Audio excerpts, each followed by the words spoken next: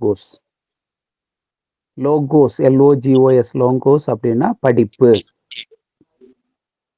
Study, reflection, understanding, அதான் அந்த வார்த்தையினுடைய பொருள்.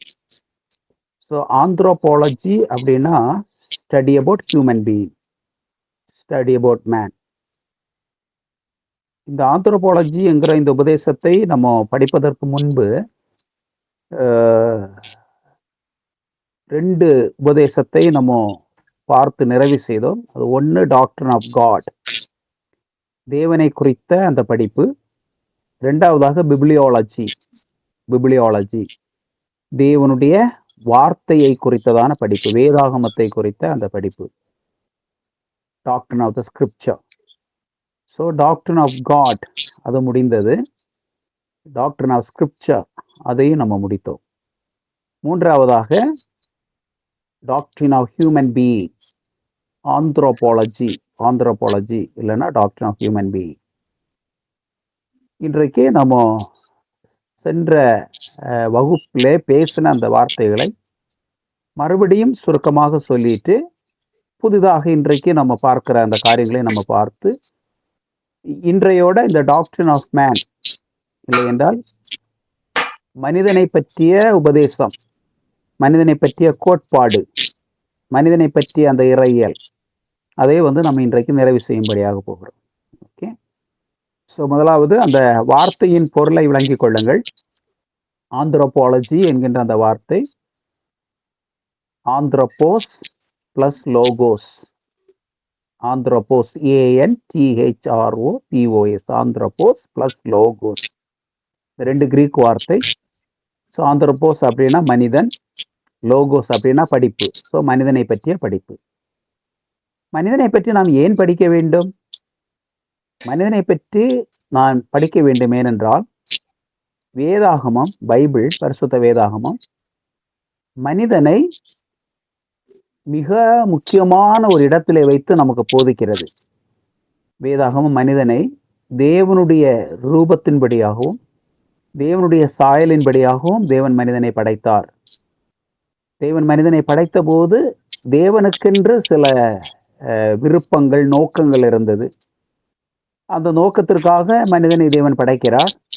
வேதத்திலே நம்ம முழுவதுமாக பார்க்கும் பொழுது ஆதியாகமத்திலிருந்து வெளிப்படுத்தின விசேஷம் வரையிலும் மனிதனை குறித்த வெவ்வேறான ஆழமான விளக்கங்கள் வேதாகமம் நமக்கு கொடுக்கின்றது.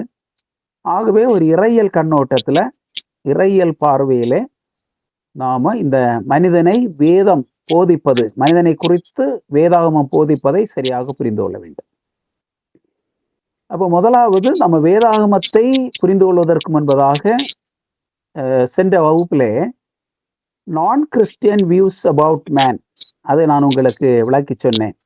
கிறிஸ்தவம் அல்லாத சமயங்களும் தத்துவங்களும் மனிதனை பற்றி குறிப்பிடுகின்ற அந்த புரிதல் என்ன, அந்த வார்த்தைகள் என்ன? கிறிஸ்தவம் அல்லாத பிற சமயங்களும் பிற தத்துவங்களும் மனிதனை பற்றி என்ன குறிப்பிடுகிறது? அதுல முதலாவது இந்து மதம். ஏன்னா நம்ம இந்தியாவில் இந்து மதம் தான் அதிகமான மக்கள் நம்புகின்ற ஒரு சமயமாக இருக்கிறது, ஒரு மதமாக இருக்கிறது. ஸோ இந்து மதம் மனிதனை பற்றி என்ன புரிந்து கொள்கிறது, அதை நான் சென்ற வகுப்பிலே உங்களுக்கு விளக்கினேன். அதற்குள்ளாக இன்றைக்கும் நான் மறுபடியும் சென்று அவைகளை விளக்குவேன் என்று சொன்னால் நமக்கு நேரம் ரொம்ப ஆகும். ஆகவே நான் அதற்குள்ள மறுபடியும் போகல. இந்து மதம் மனிதனை பற்றி அடிப்படையாக 2-3 காரியங்கள் சொல்லுகிறது. ஒன்று, பிரம்மனும் ஆத்மனும் ரெண்டல்ல, ஒன்றுதான். பிரம்மாவும் ஆத்மாவும் ஒன்றுதான். So there is no difference between Brahma and ஆத்மா. ஓகே, ஒரு மனிதனுக்குள் இருக்கிற அந்த ஆத்மாவும் இந்த யூனிவர்ஸ் எசன்ஸ், யூனிவர்ஸில் இருக்கிற அந்த சப்ஸ்டன்ஸ், பிரம்மா படைத்தவர், அந்த படைத்தவரும் பிரம்மாவும் மனித ஆத்மாவும் ஒன்றுதான். அப்படிதான் அவங்க புரிந்து கொள்ளுகிறார்கள். ஆனால் இன்றைக்கு மக்கள் அதை ஒன்றாக அவர்கள் புரிந்து கொள்வதில்லை. மக்கள் பொதுவாக மனிதன் வேறென்றும் கடவுள் வேறென்றும் சிந்திக்கிறார்கள். ஏன் அப்படி சிந்திக்கிறார்கள் என்றால், மனிதனுடைய புரிதலுக்குள் ஏற்பட்டிருக்கிற மாயை, இக்னரன்ஸ். அப்போ அந்த இக்னரன்ஸ் மாற வேண்டும் என்று சொன்னால் ஞானம், மனிதனுக்கு ஞானம் வேணும். வித்யா ஞானம். அந்த ஞானம் மனிதனுக்கு வரும்பொழுது மனிதன் என்ன சொல்லுகிறான் என்றால், அகம் பிரம்மாஸ்மி, அகம் பிரம்மா அஸ்மி, அகம் பிரம்மாஸ்மி அப்படின்னா எனக்குள் பிரம்மா இருக்கிறார். ஸோ உலகத்தை படைத்து நிலைநிறுத்தி பாதுகாக்கின்ற பிரம்மாவும் ஆத்மாவும் ஒன்றுதான் என்று ஞானம் பெற்றவன் அவன் உணர்கிறான். இதுதான் இந்து மதத்தினுடைய அந்த அடிப்படையான தத்துவ கோட்பாடு. பிரம்மா இஸ் ஆத்மா, ஆத்மா இஸ் பிரம்மா, நாட் டூ, ரெண்டு ஒன்று. ஓகே, அது ஏன் மனுஷனுக்கு தெரியலன்னா மாயை, அவனுடைய புரிதலிலே இக்னரன்ஸ் இருக்கிறது. அந்த இக்னரன்ஸை வேதத்தை அவன் படிப்பதன் மூலமாக அதை ஓவர் கம் பண்ணலாம். அப்படி ஓவர் கம் பண்ணும்போது அவனுக்கு ரியலைசேஷன் வருகிறது. அவன் உணர்ந்து கொள்ளுகிறான். என்ன உணர்ந்து கொள்ளுகிறான் என்றால், ரெண்டல்ல ஒன்று என்று அவன் புரிந்து கொள்ளுகிறான். அதுக்கப்புறம் இந்து மதத்துல மனுஸ்மிருதி அப்படின்னு ஒன்று இருக்கு. மனுஸ்மிருதி உங்களுக்கு தெரியும், அந்த சதான தர்மா. அந்த அதுல மனிதனுடைய அந்த படைப்பை பற்றி சொல்லும் பொழுது பிரம்மாவனுடைய 4 உடல் அங்கங்களிலிருந்து மனிதன் படைக்கப்பட்டிருக்கிறான். ஒரு குறிப்பிட்ட மக்கள் பிரம்மாவனுடைய தலையிலிருந்தும், இன்னொரு வகை மக்கள் தோள்பட்டையிலிருந்தும், இன்னொரு வகை மக்கள் பிரம்மாவனுடைய வயிற்றிலிருந்தும், 4வது ஒரு வகை மக்கள் பிரம்மாவனுடைய கால் பாதத்திலிருந்தும், அதுக்கப்புறம் 5வது ஒரு பிரிவு மக்கள் இந்த பிரம்மாவனுடைய காலுக்கு கீழே இருக்கிற அந்த டஸ்ட்ல இருந்தும் தூசியிலிருந்தும் உருவானவர்கள் அப்படின்னு சொல்லித்தான் இந்த ஜாதி கோட்பாடை நம்முடைய சமூகத்தில் அதிகமாக அவர்கள் நிலைநிறுத்துகிறார்கள். அது நமக்கு தெரியும். நம்முடைய ஊழியத்திற்கெல்லாம் அது மிகுந்த தடையாக இருக்கிறது. குறிப்பாக வட மாநிலங்களிலே நம்ம ஊழியத்துக்கு செல்லும் பொழுது இந்த ஜாதி பிரிவினைகள் மிக மிக ஒரு தடையாக காணப்படுகிறது. இது அவர்கள் மனிதனை பற்றி புரிந்து வைத்திருக்கிற ஒரு புரிதல். ஸோ ஒவ்வொரு தொழிலையும் ஒவ்வொரு சாரார் செய்கின்றார்கள். ஸோ அந்த தலையிலிருந்து படைக்கப்பட்டவர்கள் கடவுளுக்கு ஆராதனை செய்கிற, பூசை செய்கின்ற அந்த மக்கள். தோள்பட்டையிலிருந்து படைத்தவர்கள் ஆளுகை செய்கின்ற, போர் செய்கின்ற அவர்கள் பலசாலிகளான மக்கள். வயிற்றிலிருந்து படைக்கப்பட்டவர்கள் அவர்கள் வணிகம் செய்பவர்கள், அவர்கள் வியாபாரம் செய்கின்ற அந்த மக்கள். பிறகு அந்த கால் பாதத்திலிருந்து படைக்கப்பட்டவர்கள் சூத்ராஸ் அப்படின்னு சொல்றாங்க. அந்த சூத்திரர்கள் என்கிறவர்கள் பணிவிடை செய்ய வேண்டியவர்கள் அப்படின்னு சொல்றாங்க. அதுக்கப்புறம் அந்த 5வது வகை மக்களை சண்டாளர்கள் அப்படின்னு பிரிகிறாங்க. இது இந்து மதத்திலே நம்ம காணப்படுகிறதான ஒரு மனிதனை குறித்த ஒரு பாகுபாடு. அது இன்றைக்கு கல்வி அறிவு விஞ்ஞானம் எல்லாம் வளர்ந்த பிறகும் கூட இது சமூகத்திலே மிகவும் அடிப்படையாக காணப்படுகிறது. பிறகு மனிதனை குறித்து அவர்கள் இன்னொன்று புரிந்து கொள்வது என்னவென்றால், மறுபிறவி உண்டு. மனிதனுக்கு மறுபடியும் பிறக்கிறதான அந்த மறுபிறப்பு என்று ஒன்று இருக்கிறது. இந்த ஜென்மத்திலே ஒருவன் மனிதனாக பிறக்கிறான். இந்த ஜென்மத்திலே அவன் முக்தி அடையவில்லை என்று சொன்னால், அவன் மோட்சம் பெறவில்லை என்று சொன்னால், மறுபடியும் பிறப்பான். இப்படி அவன் மறுபடியும் பிறக்கும் பொழுது அவனுடைய கர்மா, அவனுடைய செயல்தான் அடுத்த ஜென்மத்தில் அவன் என்னவாக பிறக்கிறான் என்று தீர்மானிக்கிறது. சைக்கிள் ஆஃப் ரீபர்த் அப்படின்னு சொல்லுவாங்க. ரீபர்த், கர்ம சம்சாரா, மறுபடியும் பிறக்கிறது. புனர்ஜென்மா, மறுபடியும் பிறக்கிறது. ரீசைக்கிள். ஓகே. ஸோ அப்போ அதுல இருந்து மனிதன் விடுதலை பெறுவதைத்தான் அவர்கள் முக்தின்னு சொல்றாங்க. இந்த மறுபடியும் பிறக்கிறதான அந்த பிறப்பிலிருந்து ஒருவன் விடுதலை பெற்று பிரம்மாவனிடத்துல, கடவுளிடத்துல போய் மெர்ஜ் ஆகிறதைத்தான் அவர்கள் சால்வேஷன், முக்தி, மோக்ஷா அப்படின்னு சொல்றாங்க. மோக்ஷா, முக்தி எல்லாம் சொல்றாங்க. அப்ப அதுக்கு 3 மார்க்கங்கள், 3 மார்காஸ் இருக்கிறது. 3 மார்க்கங்கள். அந்த 3 மார்க்கங்கள்ல ஒன்று வந்து ஞான மார்க்கா, ஞானம். Salvation through knowledge. Salvation through knowledge. இல்லைன்னா முக்தி த்ரூ நாலேஜ். அறிவின் மூலமாக முக்தி அடைவது. 2வதாக பக்தி, பக்தி மார்க்கா. பக்தி மூலம் முக்தி அடைவது. ஆராதனைகள், ஜெபங்கள், வழிபாடுகள், புண்ணிய இடங்கள் தரிசிப்பது, இவைகளின் மூலமாக அவர்களுடைய மறு ஜென்மத்திலிருந்து மன்னிப்பு பெற்று, இல்லை என்றால் மறு பிறப்பிலிருந்து விடுதலை பெற்று கடவுளிடத்திலே போய் மெர்ஜ் ஆகிறது. அது வந்து 2வது மார்க்கா. 3வது வந்து கர்ம மார்க்கான்னு சொல்லுவாங்க. ஞான மார்க்கா, பக்தி மார்க்கா, கர்ம மார்க்கா. ஞானா, பக்தி, கர்மா. இந்த கர்ம மார்க்கா என்று சொல்லுவது நல்ல கிரியைகள் செய்வதன் மூலம், தர்மா, நல்ல குட் ஆக்ஷன்ஸ், ஏழைகளுக்கு உதவி செய்வது, தான தர்மங்கள் செய்வது, அநீதியை ஒழித்து நீதியை நிலைநாட்ட பிரயாசப்படுவது. அப்ப இதெல்லாம் நற்கிரியைகள். இந்த நல்ல செயல்களின் மூலமாக இந்த மறு ஜென்மத்திலிருந்து விடுதலை பெற்று கடவுளிடத்துல போய் இணைவது அந்த முக்தி. அப்போ அந்த முக்தியினுடைய நிலையை நீங்க பார்த்தீங்கன்னா, ஒரு நதி நீர், ஆற்று நீர் கடல்ல போய் மெர்ஜ் ஆகுற மாதிரி ஒரு ஆத்மா பிரம்மாவில் போய் மெர்ஜ் ஆகும். அதுக்கப்புறம் அந்த பிரம்மாவோடு கலந்துரும். தனி எக்ஸிஸ்டன்ஸ் கிடையாது. நம்ம கிறிஸ்தவத்திலே நித்திய ஜீவனில் நம்ம பார்க்கும்போது தேவனுக்கும் மனிதனுக்கும் ஒரு வேற்றுமை இருக்கிறது. தேவனோடு கூட மனிதன் இருப்பான், ஆனால் மனிதன் வேற, தேவன் வேற. ஆனால் இந்து மதத்தில் நீங்க பார்க்கும்போது இந்த 3 மார்க்கங்களின் வழியாக ஒரு சோல், ஒரு ஆத்மா முக்தி அடைந்ததென்றால் பிரம்மாவுக்கும் ஆத்மாவுக்கும் வித்தியாசம் அல்ல, போய் மெர்ஜ் ஆயிரும். தண்ணி போய் கலக்கிற மாதிரி அப்படியே மெர்ஜ் ஆயிரும். மறுபடியும் அந்த ஆத்மா பறக்காது.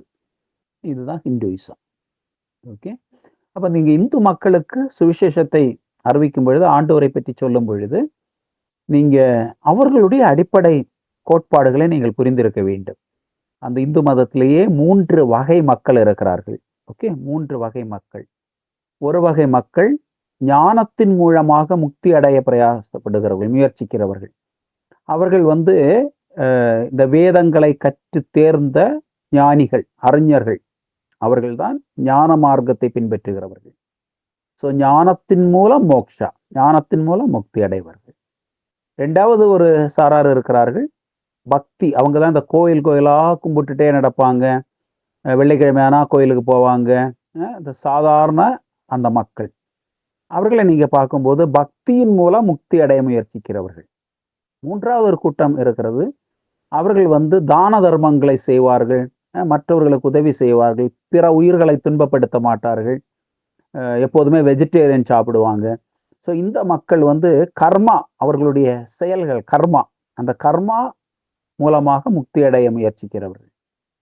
ஸோ நீங்க அந்த ஒரு இந்து நண்பரோடு பேசும் பொழுது, அவர் எந்த ஸ்கூல் ஆஃப் தாட், அவர் எந்த ஒரு பிரிவை சார்ந்தவர், அவருடைய புரிதல் என்ன, மனிதனை பற்றி அவருடைய புரிதல் என்ன, அதே மாதிரி அவர் எந்த மார்க்கத்தை தழுவுகிறவர், அவருடைய விருப்ப தெய்வம் என்ன, இதெல்லாம் நீங்க புரிஞ்சிட்டு அவர்களுக்கு ஆண்டவருடைய சுவிசேஷத்தை, கிறிஸ்தவம் சொல்லுகின்ற அந்த மனிதன் என்பவர் யார், மனிதன் தேவன் எப்படி படைத்தார், படைத்து ஆதியிலே அசல் நிலையிலே மனிதன் எப்படி இருந்தான், பிற்பாடு அந்த மனிதனுக்கு என்ன பிரச்சனை ஏற்பட்டது, அதன் விளைவுகள் என்ன, அதன் விளைவாக மனிதனுக்கு ஏற்பட்ட அந்த நிலை என்ன, அதிலிருந்து தேவகுமாரனாகிய இயேசு கிறிஸ்து மூலமாக தேவன் மனுக்குலத்தை எப்படி மீட்டெடுத்தார், அந்த மீட்பு ஒவ்வொரு மனிதனுக்கும் கிடைப்பதற்கு அவன் என்ன செய்ய வேண்டும், இவைகளை நாம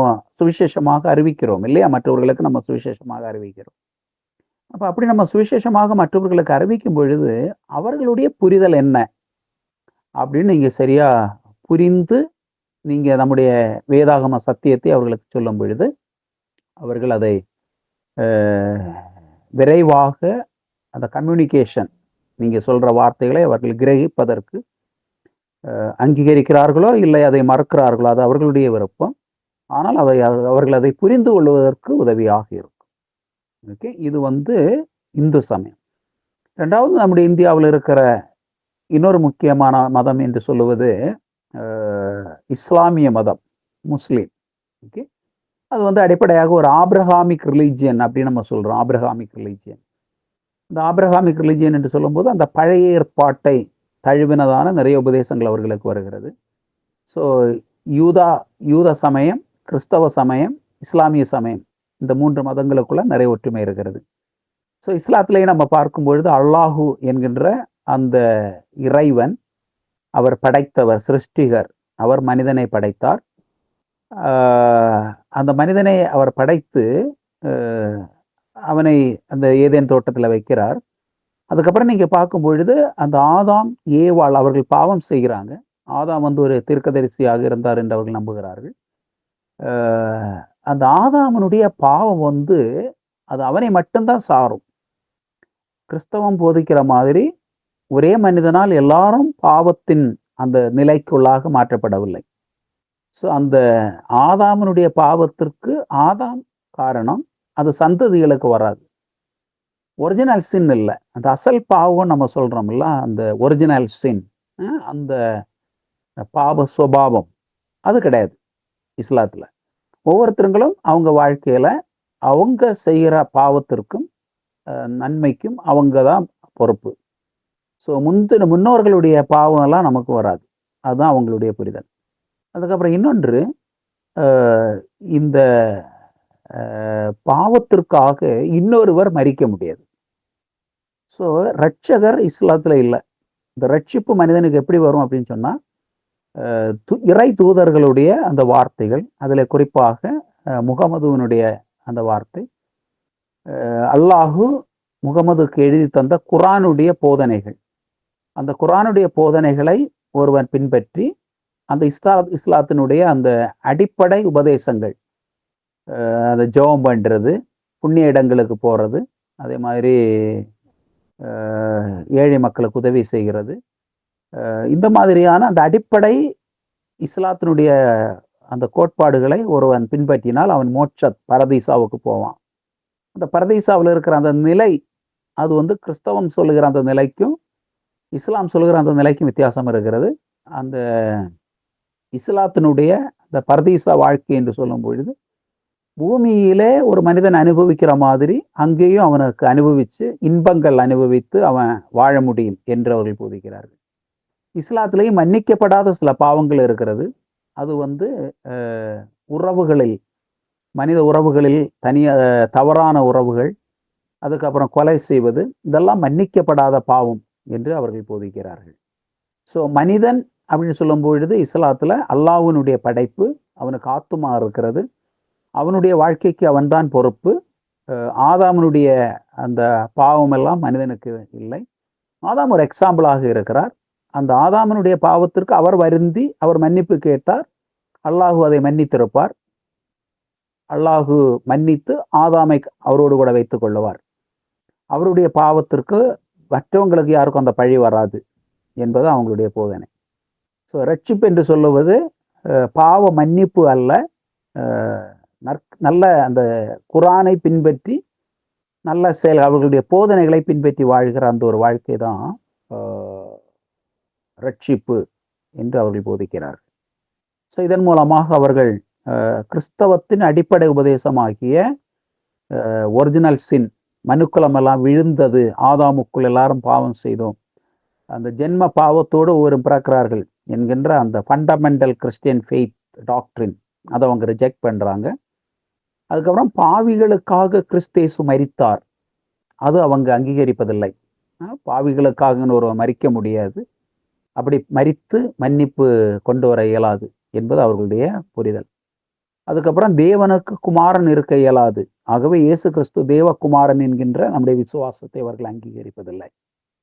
இதெல்லாம் இஸ்லாத்திற்கும் கிறிஸ்தவத்திற்கும் இருக்கிற அடிப்படை வேற்றுமைகள்.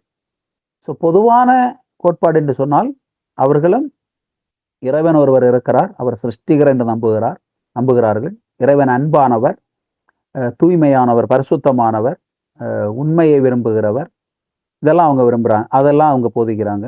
கடவுளுடைய வார்த்தை, அந்த வேர்டு தபார், அந்த வார்த்தை இஸ்லாத்திலும் ரொம்ப முக்கியத்துவம் பெறுகிறது. நம்முடைய கிறிஸ்தவ விசுவாசத்திலே ஆண்டுடைய வார்த்தைக்கு நம்ம அதிக முக்கியத்துவம் கொடுக்கிறோம். ஸோ இஸ்லாமியர்களோடு நீங்கள் பேசும் பொழுது எதிலெல்லாம் நம்ம ஒத்து போகின்றோமோ அவைகளை வைத்து உங்களுடைய உரையாடலை ஆரம்பிப்பது நல்லது. அவர்கள் முரண்படுகின்ற அந்த காரியங்களை வைத்து நீங்கள் ஆரம்பிக்கும் பொழுது உரையாடலே துண்டிக்கப்பட்டு போகிறது. இப்போ நீங்கள் ஃபர்ஸ்ட்லே ஒரு இஸ்லாமிய நண்பரோடு நீங்கள் பேசும் பொழுது இயேசுதான் தெய்வம், அப்படி இல்லை இயேசு தேவகுமாரன், அவர் நம்முடைய பாவங்களுக்காக மரித்தார் என்று முதல் கான்வர்சேஷன்லேயே நீங்கள் சொல்லும் பொழுது உங்களுக்கும் அந்த இஸ்லாமிய நண்பருக்குமான அந்த தொடர்பே துண்டிக்கப்பட்டு விடுகிறது. ஆகவே நீங்கள் முதல்ல அவர்களோடு பேசும் பொழுது எதெல்லாம் ஒரு பொதுவாக இஸ்லாத்திற்கும் கிறிஸ்தவத்துக்கும் பொதுவாக, இப்போ ஆபிரகாமை அவர்களும் நம்புகிறார்கள், நாமும் நம்முடைய முற்பிதா என்று சொல்லுகின்றோம். கடவுளுடைய வெளிப்படுத்துதல் அவர்களும் நம்புகிறார்கள், நாமும் நம்புகிறோம். ஆண்டுடைய வார்த்தை, தீர்க்கதரிசிகள். அப்போ இந்த மாதிரியான கான்வர்சேஷன்லாம் நம்ம ஆரம்பித்து ஒரு நல்ல ரேப்போர்ட், ஒரு உறவு, அவர்களோடு ஒரு நல்ல நட்பை ஏற்படுத்தி விட்டு பிற்பாடு நீங்கள் அவர்களுக்கு ஆண்டவரை பற்றி, ஆண்டோடைய யூனிக்னஸ், ஏன் இயேசு கிறிஸ்து இந்த உலகத்திலே வர வேண்டும், எப்படி அவர் தேவகுமாரன், என்ன காரணங்களினால் அவருக்குள் அந்த அவரை தேவன் என்று நம்ம ஏன் அந்த தெய்வீக தன்மை குமாரனுக்கு நம்ம வேதம் வழங்குகிறது. அப்போ இந்த மாதிரியான கண்டக்ஷியஸ் டாக்டர்னல் பாயிண்ட்ஸ் இருக்கு இல்லையா, அது மூன்றாவது நான்காவது கான்வர்சேஷனில் அதுக்கப்புறம் ஸ்டெப் பை ஸ்டெப் நீங்கள் பேசுவது நல்லது. முதல்ல அவர்களோடு எப்படியாக நீங்கள் ஒரு நட்பை உருவாக்கி பிற்பாடு படிப்படியாக கிறிஸ்தவ விசுவாசத்தினுடைய அந்த ரகசியங்களை அவங்களுக்கு நீங்கள் விளக்கி சொல்வது நல்லது. இஸ்லாம் மக்கள் ஆண்டவரை ஏற்றுக்கொள்வது கம்பேரிட்டிவ்லி கொஞ்சம் கடினம், ஏனென்றால் அவர்கள் எந்த கட்டுப்பாடுகள், சூழ்நிலைகள். ஆனால் இன்றைக்கு இஸ்லாம் மக்களும் இஸ்லாமிய மக்களும் நிறைய பேர் இயேசு கிறிஸ்துவை ஏற்றுக்கொண்டிருக்கிறார்கள். அவர்கள் நடுவில் இருந்தும் ஆண்டவர் பல சாட்சிகளை ஆண்டவர் எழுப்பி கொண்டிருக்கிறார். அவர்களுடைய வாழ்க்கையிலும் ஆண்டவர் அநேக அற்புதங்களை செய்து கொண்டிருக்கிறார். அந்த அற்புதங்களின் மூலமாக அநேகர் விடுதலை பெற்று இயேசுதான் தேவனுடைய குமாரனாகிய கிறிஸ்து, அந்த கிறிஸ்துவானவர் தான் நமக்கு ரட்சிப்பை, மீட்பை கொண்டு வருகிறார் என்று அவர்கள் நம்புகிறார்கள். ஸோ இது இஸ்லாத்தினுடைய கோட்பாடு. இந்து மதத்தினுடைய கோட்பாடை சொன்னேன், இஸ்லாமுடைய ஒன்று கூட சொல்லிவிட்டு அதுக்கப்புறம் நம்ம கிறிஸ்தவத்திலே வேதாகமம் சொல்லுகிற அந்த காரியங்களை நம்ம விளக்கலாம். புத்த மதம், அந்த புத்த சமயம் இந்தியாவில் ரொம்ப அதிகமாக இல்லை, கம்மியாயிடுச்சு. ஆனால் இருக்கிறது. நீங்கள் வட மாநிலங்களில் போகும்போது அங்கே சில மக்கள் புத்த மதத்தை தழுவர்கள் இருக்கிறார்கள். ஆனால் நம்முடைய ஆசியா கண்டத்திலேயே சில நாடுகள் இன்றைக்கு புத்த மதம் பின்பற்றுகிறது. நீங்கள் ஸ்ரீலங்காவில் லங்காவில் ஊழியத்துக்கு போனீங்கன்னா, அதே மாதிரி தாய்லாண்டில் ஊழியத்துக்கு போனீங்கன்னா, ஜப்பான், கொரியா, இதே போன்ற தேசங்களில் நீங்கள் ஊழியத்துக்கு போகிறீங்கன்னா நீங்கள் இந்த புத்த மத போதனைகளை என்கவுண்டர் பண்ணுவீங்க. ஸோ அந்த நாடுகளிலெல்லாம் பங்களாதேஷ், பூட்டான், இந்த மாதிரியான நாடுகளெல்லாம் நீங்கள் பார்க்கும்பொழுது அங்கே புத்த மதம் தான் அதிகமாக இருக்கிறது. ஸோ கிறிஸ்தவம் அந்த மிஷனரி ஊழியத்தை புத்த மத சூழலில் தான் நம்ம பண்ண வேண்டியிருக்கிறது. ஸோ நீங்கள் மற்ற தேசங்களுக்கு, நான் இப்போ சொன்ன குறிப்பிட்ட அந்த தேசங்களுக்கு நீங்கள் உங்களுக்கு ஊழியம் அழைப்பு நீங்கள் அங்கே ஊழியத்திற்கு போகும்பொழுது இந்த புரிதல் உங்களுக்கு இருப்பது பிரயோஜனமாக இருக்கும். ஸோ புத்த மதம் இந்து மதத்திலிருந்து ஏற்பட்ட ஒரு புரட்சி என்று கூட சொல்லலாம். அதிலிருந்து ஏன்னா அங்கே அந்த ஜாதி கோட்பாடுகள் அதிகமாக இருக்கிறது.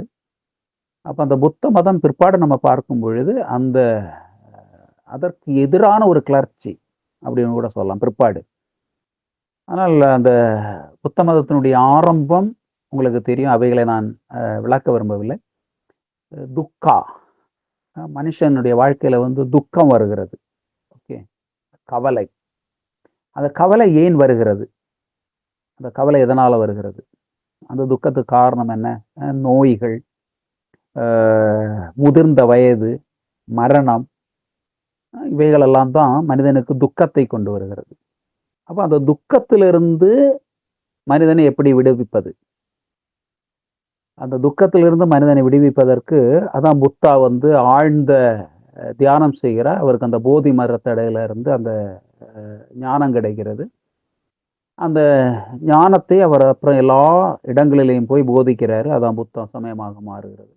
3வது உலகத்திலே மிகப்பெரிய ஒரு சமயமாக இன்றைக்கு புத்த மதம் காணப்படுகின்றது. ஸோ அவர்களுடைய அடிப்படை போதனை என்னவென்றால், இந்த துக்கம் ஆசையினால் வருகிறது. Desire, evil desire. ஓகே. அந்த ஆசையை ஒருவர் அழிக்கும் பொழுது, மேற்கொள்ளும் பொழுது, இந்த துக்கத்திலிருந்து அவர் மீட்பு பெற முடியும் அப்படின்னு அவங்க பேசுகிறார்கள். அதுக்கு வந்து அந்த 8 வழி இருக்கிறது. 8 ஃபோல்டு பாத்து. ஓகே. அந்த 8 ஃபோல்டு பாத்துன்னா உங்களுக்கு தெரியும்.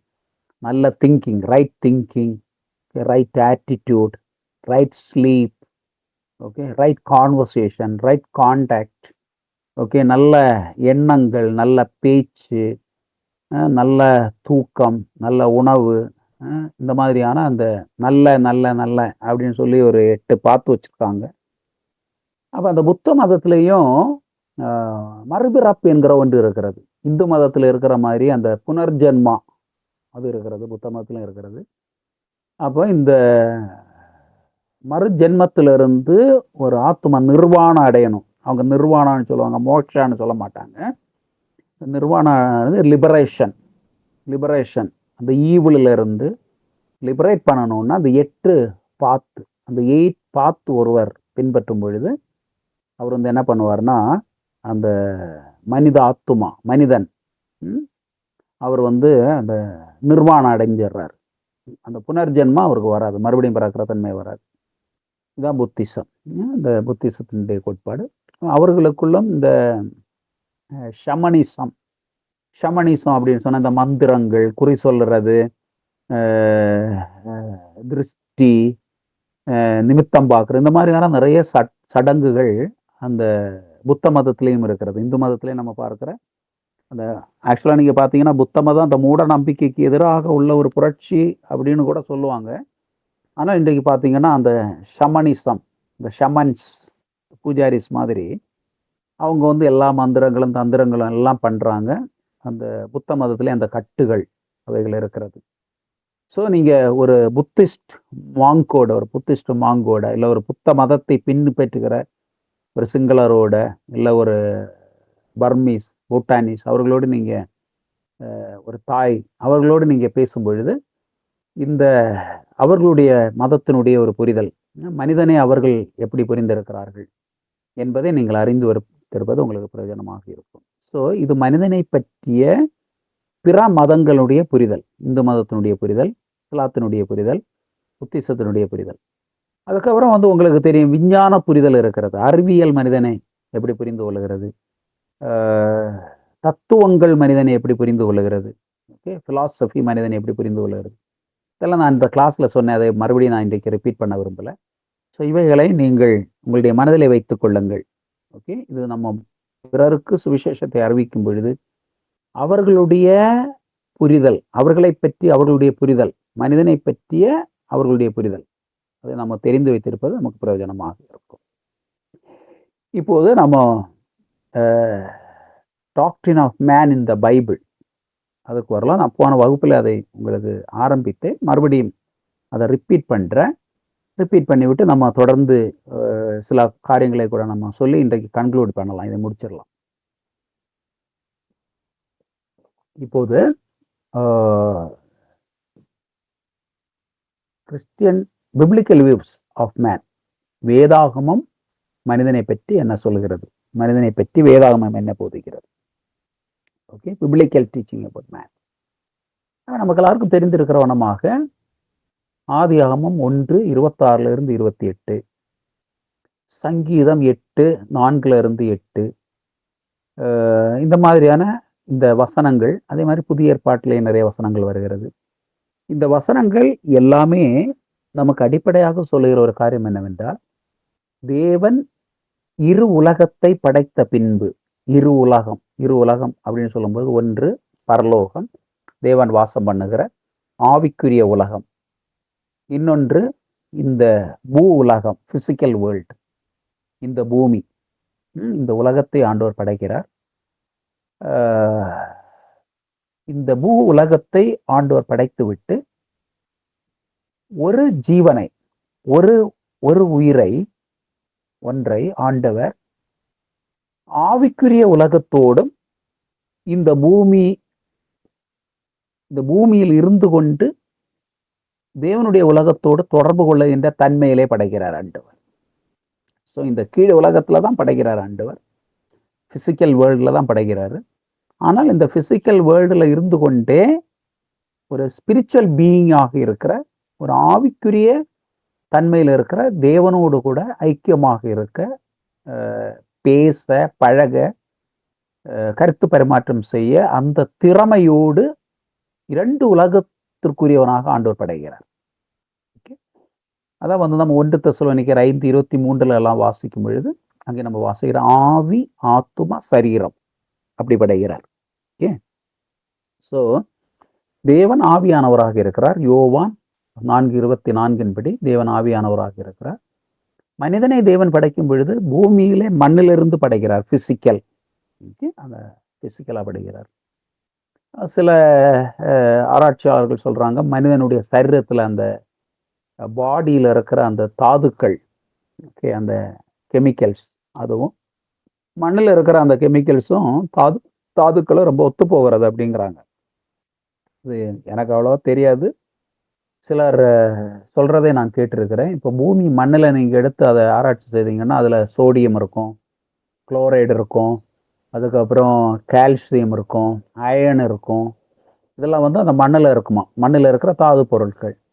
அப்போ மனிதனுடைய உடம்புலையும் நீங்கள் பார்த்தீங்கன்னா இந்த சோடியம், குளோரைடு, கால்சியம், அயன், இந்த மாதிரியான தாதுக்கள் மனிதனுடைய உடலிலேயும் உடம்புலையும் இருக்குமா. இது வந்து அவங்க ஒரு ப்ரூஃப் மாதிரி சொல்லுவார்கள். தேவன் மண்ணில் இருந்து தான் இந்த சரீரத்தை படைச்சாரு அப்படின்னு சொல்றதற்கு அது ஒரு சயின்டிஃபிக் ப்ரூஃப் மாதிரி சொல்லுவாங்க. எனிஹாவ், ஆனால் வேதம் தெளிவாக சொல்லுகிறது, மனிதனை தேவன் பூமியின் மண்ணிலிருந்து படைத்தார். அந்த மண்ணிலிருந்து அவனுக்கு ஒரு பிசிக்கல் ஸ்ட்ரக்சர் கொடுக்கிறார், அன்புக்குரியவர்களே, இந்த படைப்பை பற்றிய சித்தாந்தத்தை நம்ம பார்க்கும் பொழுது தேவன் மனிதனை படைத்தார் என்று நாம் நம்புகிற அந்த விசுவாசம், அது ஒரு விசுவாச அறிக்கை தான். வேதம் சொல்லுகிறத நாம நம்புகிறோம். ஆனால் அதற்கு ஆப்போசிட்டாக இந்த விஞ்ஞானம் இவ்வளவு வளர்ந்த பிறகும், இப்போ வந்து நம்ம அந்த ஆர்டிஃபிஷியல் இன்டெலிஜென்ட் அந்த ஒரு காலகட்டத்திற்கு நேராக நம்ம மாறி இருக்கிறோம். இந்த காலகட்டத்திலையும் கூட மனிதன் இல்லை என்றால் இந்த உலகத்துல மற்ற படைப்புகள் எப்படி வந்தது என்று சொல்லி ஒரு சயின்டிபிக்கலாக ப்ரூவன் ஃபேக்ட்ஸ் இன்றைக்கும் ஆஃபர் பண்றதற்கு விஞ்ஞானால முடியல. ஓகே, அவங்க நிறைய ஹைப்போதிசிஸ் சொல்றாங்க, நிறைய பாசிபிலிட்டி சொல்றாங்க. ஆனால் அன்டவுட்டட்லி இப்படிதான் உயிர் வந்தது, இப்படிதான் இந்த உலகத்திலே எல்லாம் உருவானது என்று ஒரு சயின்டிஃபிக் ஃபேக்ட் மாதிரி இன்னும் விஞ்ஞானிகளால் கண்டுபிடிக்க முடியல. Maybe in future they probably can do, we do not know that. ஆனால் இன்று வரைக்கும் நிறைய ஹைப்போதிசிஸ், நிறைய சயின்டிஃபிக் தியரிஸ் தான் பின்பற்றப்படுகிறது. ஆனால் இவைகளுக்கு மத்தியில் வேதம் சொல்லுகின்ற ஆதியிலே தேவன் வானத்தையும் பூமியும் படைத்தார் என்கிற அந்த விசுவாச அறிக்கை, விசுவாச வார்த்தை, அதே மாதிரி தேவன் பூமியின் மண்ணிலிருந்து மனிதனை படைத்தார், தேவனுடைய ரூபத்தின்படி சாயலின்படி அவனை படைத்தார் என்கிற அந்த வேதாகம கூற்று, வேதாகம வார்த்தை, அது வந்து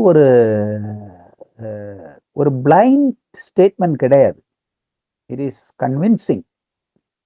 okay, at least a good number of people who are also highly educated, who are also scientists, அவங்களும் கன்க்ளூட் பண்றாங்க, ஒரு கடவுளுடைய ஒரு சக்தி, ஒரு இறை சக்தி, ஒரு தேவனுடைய ஒரு ஆற்றல் இல்லாமல் இந்த மனித ஒரு உயிர், மனித பிறப்பு இல்லைன்னா அது இந்த உலகத்தினுடைய படைப்பு, இது இப்படி வருவதற்கு வாய்ப்பே இல்லை, சாத்தியமே இல்லை என்று படித்த நல்ல மேதைகள், அறிஞர்கள், ஆராய்ச்சியாளர்கள், விஞ்ஞானிகள் அவர்களும் ஒத்துக்கொள்ளுகிறார்கள்.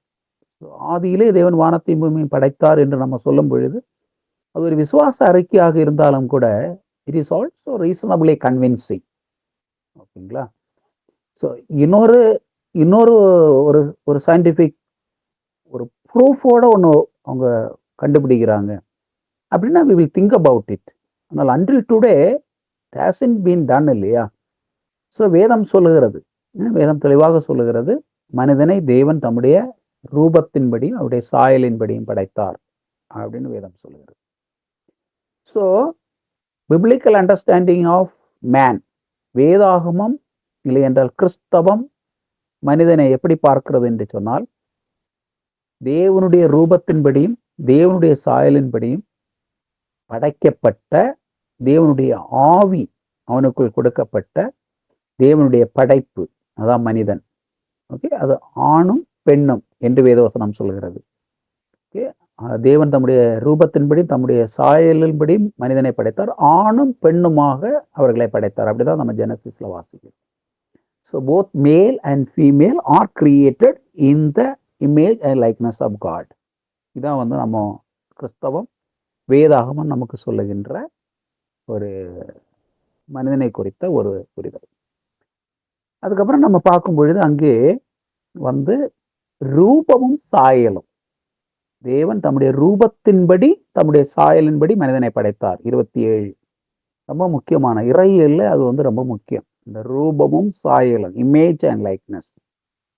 அப்போ இதுக்கு நான் போன வகுப்புல வந்து இறையியல் வல்லுநர்கள் சொல்லுகின்ற சில கருத்துக்களை நான் உங்களுக்கு சொன்னேன். ஃபர்ஸ்ட் வந்து சப்ஸ்டான்ஷியல் வியூ, சில வல்லுநர்கள் அந்த வியூ எடுக்கிறாங்க, சப்ஸ்டான்ஷியல் வியூ. ரெண்டாவது வந்து ரிலேஷனல் வியூ, மூணாவது வந்து ஃபங்க்ஷனல் வியூ. இந்த 3 வியூவே நான் வந்து சென்ற கிளாஸ்ல உங்களுக்கு எக்ஸ்பிளைன் பண்ணேன். ஓகே, ஸோ சப்ஸ்டான்ஷியல் வியூ என்கிறதுல அதில் வந்து 2 நிலையிலே அவர்கள் அதை விளக்குகிறார்கள். அதில் ஒரு குரூப் இறையியல் வல்லுநர்கள் என்ன சொல்கிறாங்கன்னா, அந்த இமேஜ் அண்ட் லைக்னஸ், ரூபமும் சாயலும் 2 அப்படிங்கிறாங்க. 2 ரூபம் என்பது தேவன் மனிதனுக்கு தந்திருக்கிற அந்த அவுட்வேர்டு ஸ்ட்ரக்சர், நமக்கு இருக்கிறதான அந்த பிசிக்கல் ஸ்ட்ரக்சர் இருக்குது இல்லையா, அது ரூபம்ங்கிறாங்க. அதுக்கப்புறம் சாயல் என்பது இன்வேர்டு குவாலிட்டி, நமக்கு தேவன் தந்திருக்கிற நம்முடைய மனசாட்சி, மனது, அந்த ஆழ்த்தன்மை இருக்கு இல்லையா, அந்த ஆழ்த்தன்மை, பர்சனாலிட்டி, அந்த பர்சனாலிட்டி தான் தேவனுடைய சாயல் அப்படின்னு சொல்றாங்க. ஓகே, இது வந்து சில இறையியல் வல்லுநர்கள் அந்த கருத்தை வைத்திருக்கிறார்கள். ரூபம் வேற சாயல் வேற, ரொம்ப மைனாரிட்டி, வெறும் சிலர் மட்டும். ஆனால் அதிகமான இறையியல் வல்லுநர்கள் இந்த சப்ஸ்டான்ஷியல் வியூவை டீச் பண்றவங்க அங்கே என்ன டீச் பண்றாங்கன்னா, இந்த ரூபமும் சாயலும் 2 ஒன்று தான். அது அந்த எபிரேய மொழியிலே ஒரு பேரலிசம், ஒரு வார்த்தையை சொல்லிவிட்டு அந்த வார்த்தையோடு பொருள்படுகின்ற இன்னொரு வார்த்தையை விளங்குவதற்காக யூஸ் பண்றது தான் வந்து நம்ம வந்து அதை ஹீப்ரு பேரலிசம் அப்படின்னு சொல்லுவாங்க. ஓகே, அணி, அந்த அணி வகையில ஒரு வகை, ஒரே ஒரே ஒன்றுக்கு 2 வார்த்தையை யூஸ் பண்றது, 2மே ஒன்று தான், அது ஒரு கருத்து தான், 2 வார்த்தை யூஸ் பண்ணப்படுகிறது அப்படின்னு சொல்றாங்க. ஸோ இந்த ரூபமும் சாயலும் வெவ்வேறு அல்ல அப்படி சொல்லிட்டு அவங்க என்ன சொல்றாங்கன்னா, தேவனுக்கு வந்து ஒரு அவுட்வேர்டு ஸ்ட்ரக்சர்லாம் கிடையாது. தேவன் ஆவியாக இருக்கிறார், அவருக்கு நமக்கு இருக்கிற மாதிரி ஒரு ஒரு பிசிக்கல் கண்டெய்னர் ஆண்டவருக்கு இல்லை. அவருக்கு தான் நம்ம ஆண்டவரை வந்து ஒமினி பிரசன்ட் அப்படின்னு சொல்றோம் இல்லையா. ஆண்டவர் எங்கும் எப்போதும் அவர் பிரசன்ஸாக இருக்கிறார், அவர் பரலோகத்தில் வீற்றிருக்கிறார். ஆனால் அதே நேரத்தில் அவருடைய பிரசன்ஸ் எங்கேயும் காணப்படுகிறது, ரூபம் இல்லை. ஆவியான தேவனுக்கு ரூபம் ஒன்றும் இல்லை. அவருடைய ரூபம் என்பது அவருடைய குமாரனாகிய இயேசு கிறிஸ்து தான். தேவனுடைய ரூபம் யாரு? அவருடைய குமாரனாகிய இயேசு கிறிஸ்து. அவருடைய சாயல், அவருடைய குமாரன் தான் அவருடைய சாயல். ஸோ அப்போ அந்த ரூபமும் சாயலும் தேவன் படைப்பின் போது நமக்கு கொடுத்திருக்கிற இன்வேர்டு குவாலிட்டி, அதான் நம்ம பர்சனாலிட்டின்னு சொல்றோம் இல்லையா, பர்சனாலிட்டி. அந்த பர்சனாலிட்டியில வந்து 3 தன்மைகள் அடங்குகிறது. ஒன்று, தேவன் நமக்கு கொடுத்திருக்கிற இன்டெலெக்ட். தேவன் மனிதனுக்கு தந்திருக்கிற இன்டெலெக்ட், அறிவுத்தன்மை, ஞானத்தன்மை, அறிவுத்தன்மை, அறிவுத்திறன். ஓகே, அது மற்ற படைப்புகளிலிருந்து மனிதனுக்கு ரொம்ப வித்தியாசமாக இருக்கிறது. ஆராயும் திறன், தேடி கண்டுபிடிக்கும் திறன், இவைகளெல்லாம் ஆராய்ச்சி திறன், இதெல்லாம் மனிதனுக்கு ஆண்டவர் கொடுத்திருக்கிறார். So man is an intelligent being. So God is the most intelligent being, and God has given his image and likeness to human being.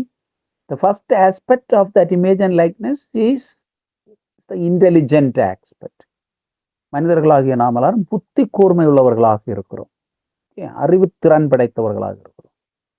அது வந்து அந்த பர்சனாலிட்டியினுடைய ஃபர்ஸ்ட் கேரக்டர், ஃபர்ஸ்ட் தன்மை.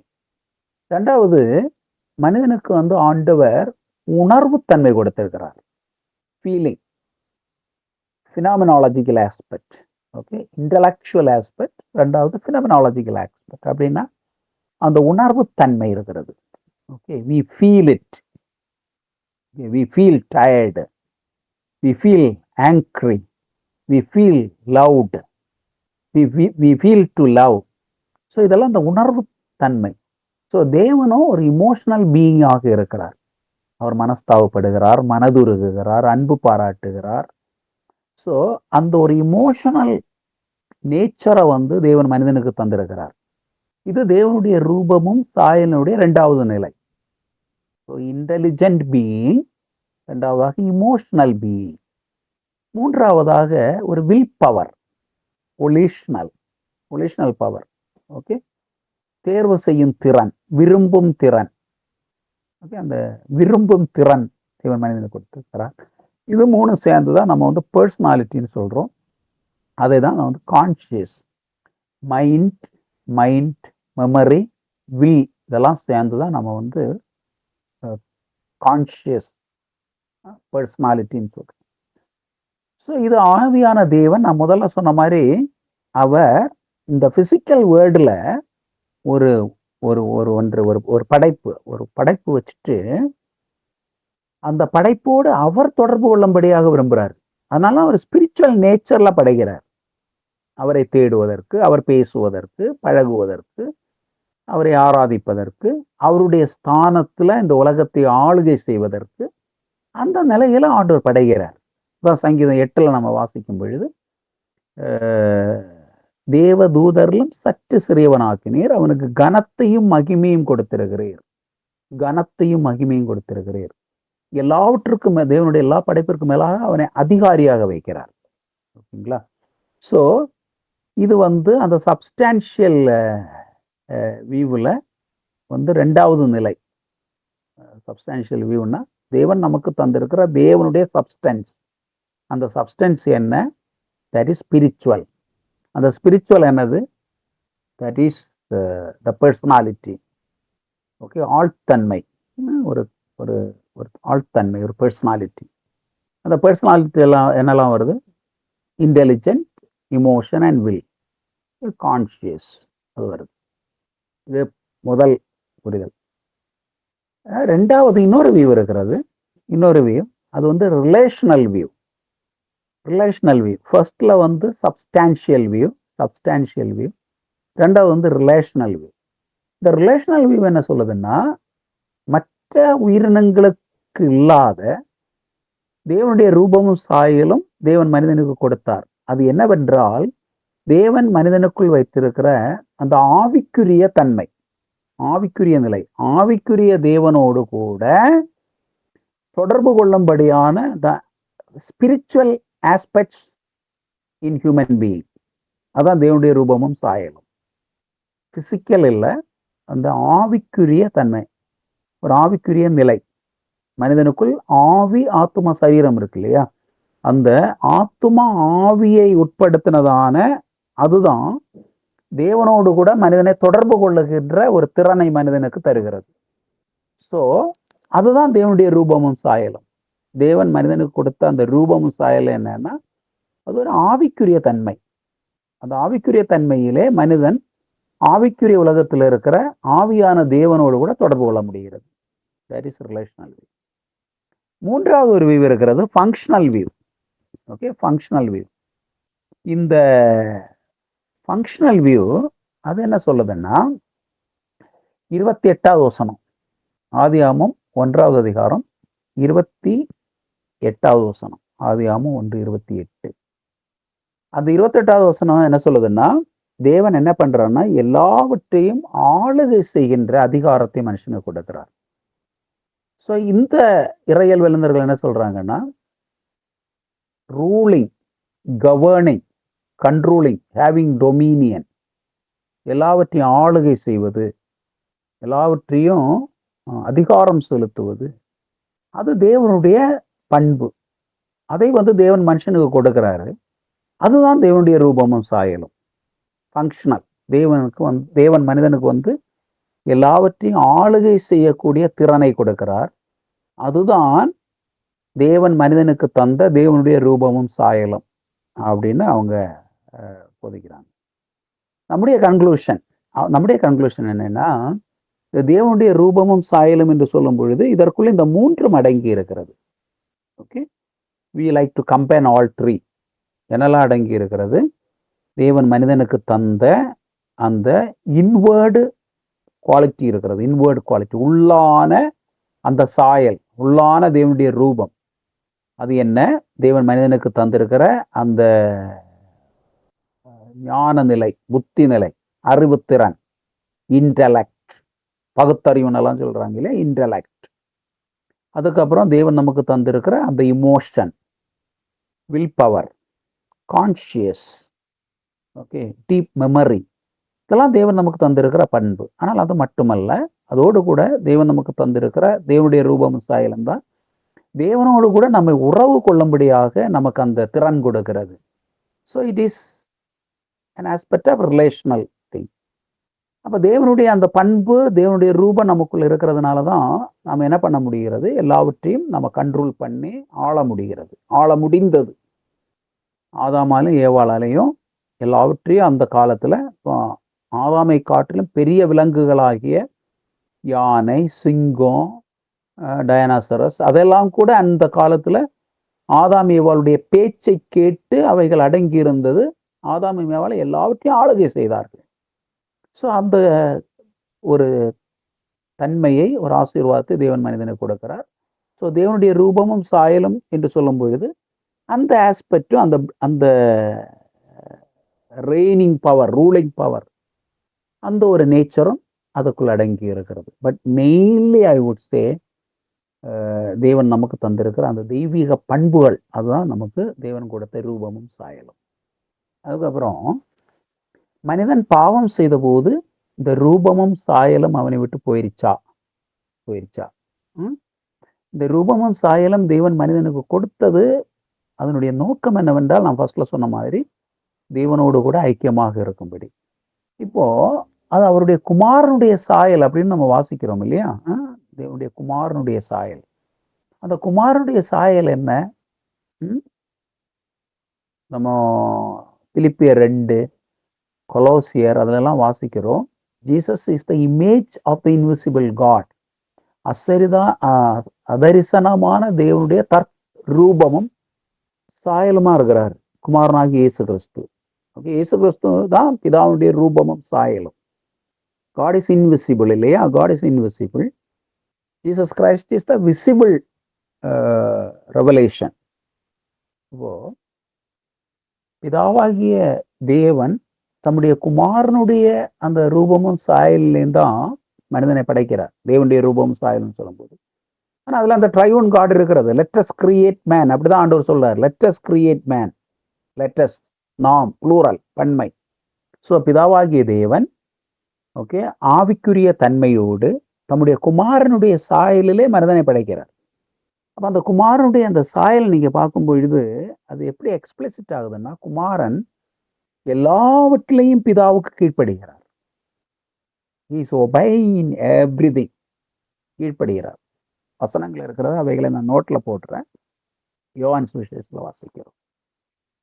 So God the father commands, and God the Son, who is the image of the invisible God, obeys, thoroughly obey பண்றாரு.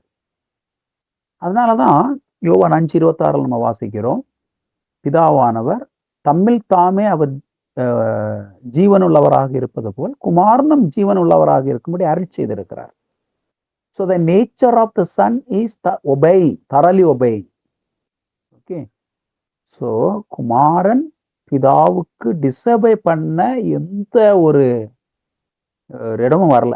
ஒரே ஒரு நேரம் மட்டும் பிதாவிடத்துல ஜெபிக்கிறார், பிதாவே இந்த பாத்திரம் என்னிடத்திலிருந்து விலக உமக்கு சித்தமானால் இது என்னிடத்திலிருந்து விலகும், ஆனாலும் என்னுடைய சித்தத்தின்படி அல்ல உம்முடைய சித்தத்தின்படி ஆக கிடவுது அப்படின்னு ஜீசஸ் ப்ரேயர் பண்றாரு. மற்ற எல்லா ஆனாலும் அங்கேயும் வந்து டிஸ்ஒபே பண்ணல, ரிபல் பண்ணல. So the God the Son thoroughly obey God the Father.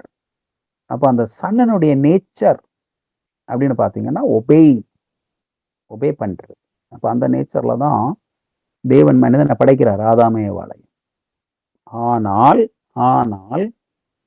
தேவன் என்ன எக்ஸ்பெக்ட் பண்றாருன்னா, ஆதாமும் ஏவாளும் தம்முடைய குமாரன் எல்லாவற்றிலேயும் பிதாவுக்கு கீழ்ப்படுகிற மாதிரி இந்த ஆதாமும் ஏவாளும் எல்லாவற்றிலேயும் அந்த உடன்படிக்கையில் உண்மை உள்ளவர்களாக இருந்து தேவனுக்கு கீழ்ப்படிந்தவர்களாக தன்னுடைய குமாரனை போல இந்த மனுக்குலமும் ஆதாமும் ஏவாளும் இருக்கணும்னு நினைக்கிறார் ஆண்டவர். அதான் அந்த சாயலை கொடுக்குறார்.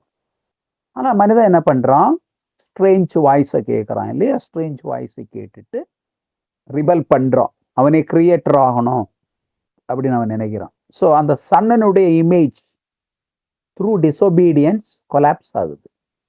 அங்கே ஒபே பண்ணினான்னு வச்சுக்கோங்களேன், ஆதாம் ஏவாளும் ஒபே பண்ணாங்கன்னா அந்த காட் த சன்னுடைய அந்த நேச்சர் அது வந்து எக்ஸ்பிட் ஆயிருக்கும், ஃபுல்ஃபில் ஆயிருக்கும்.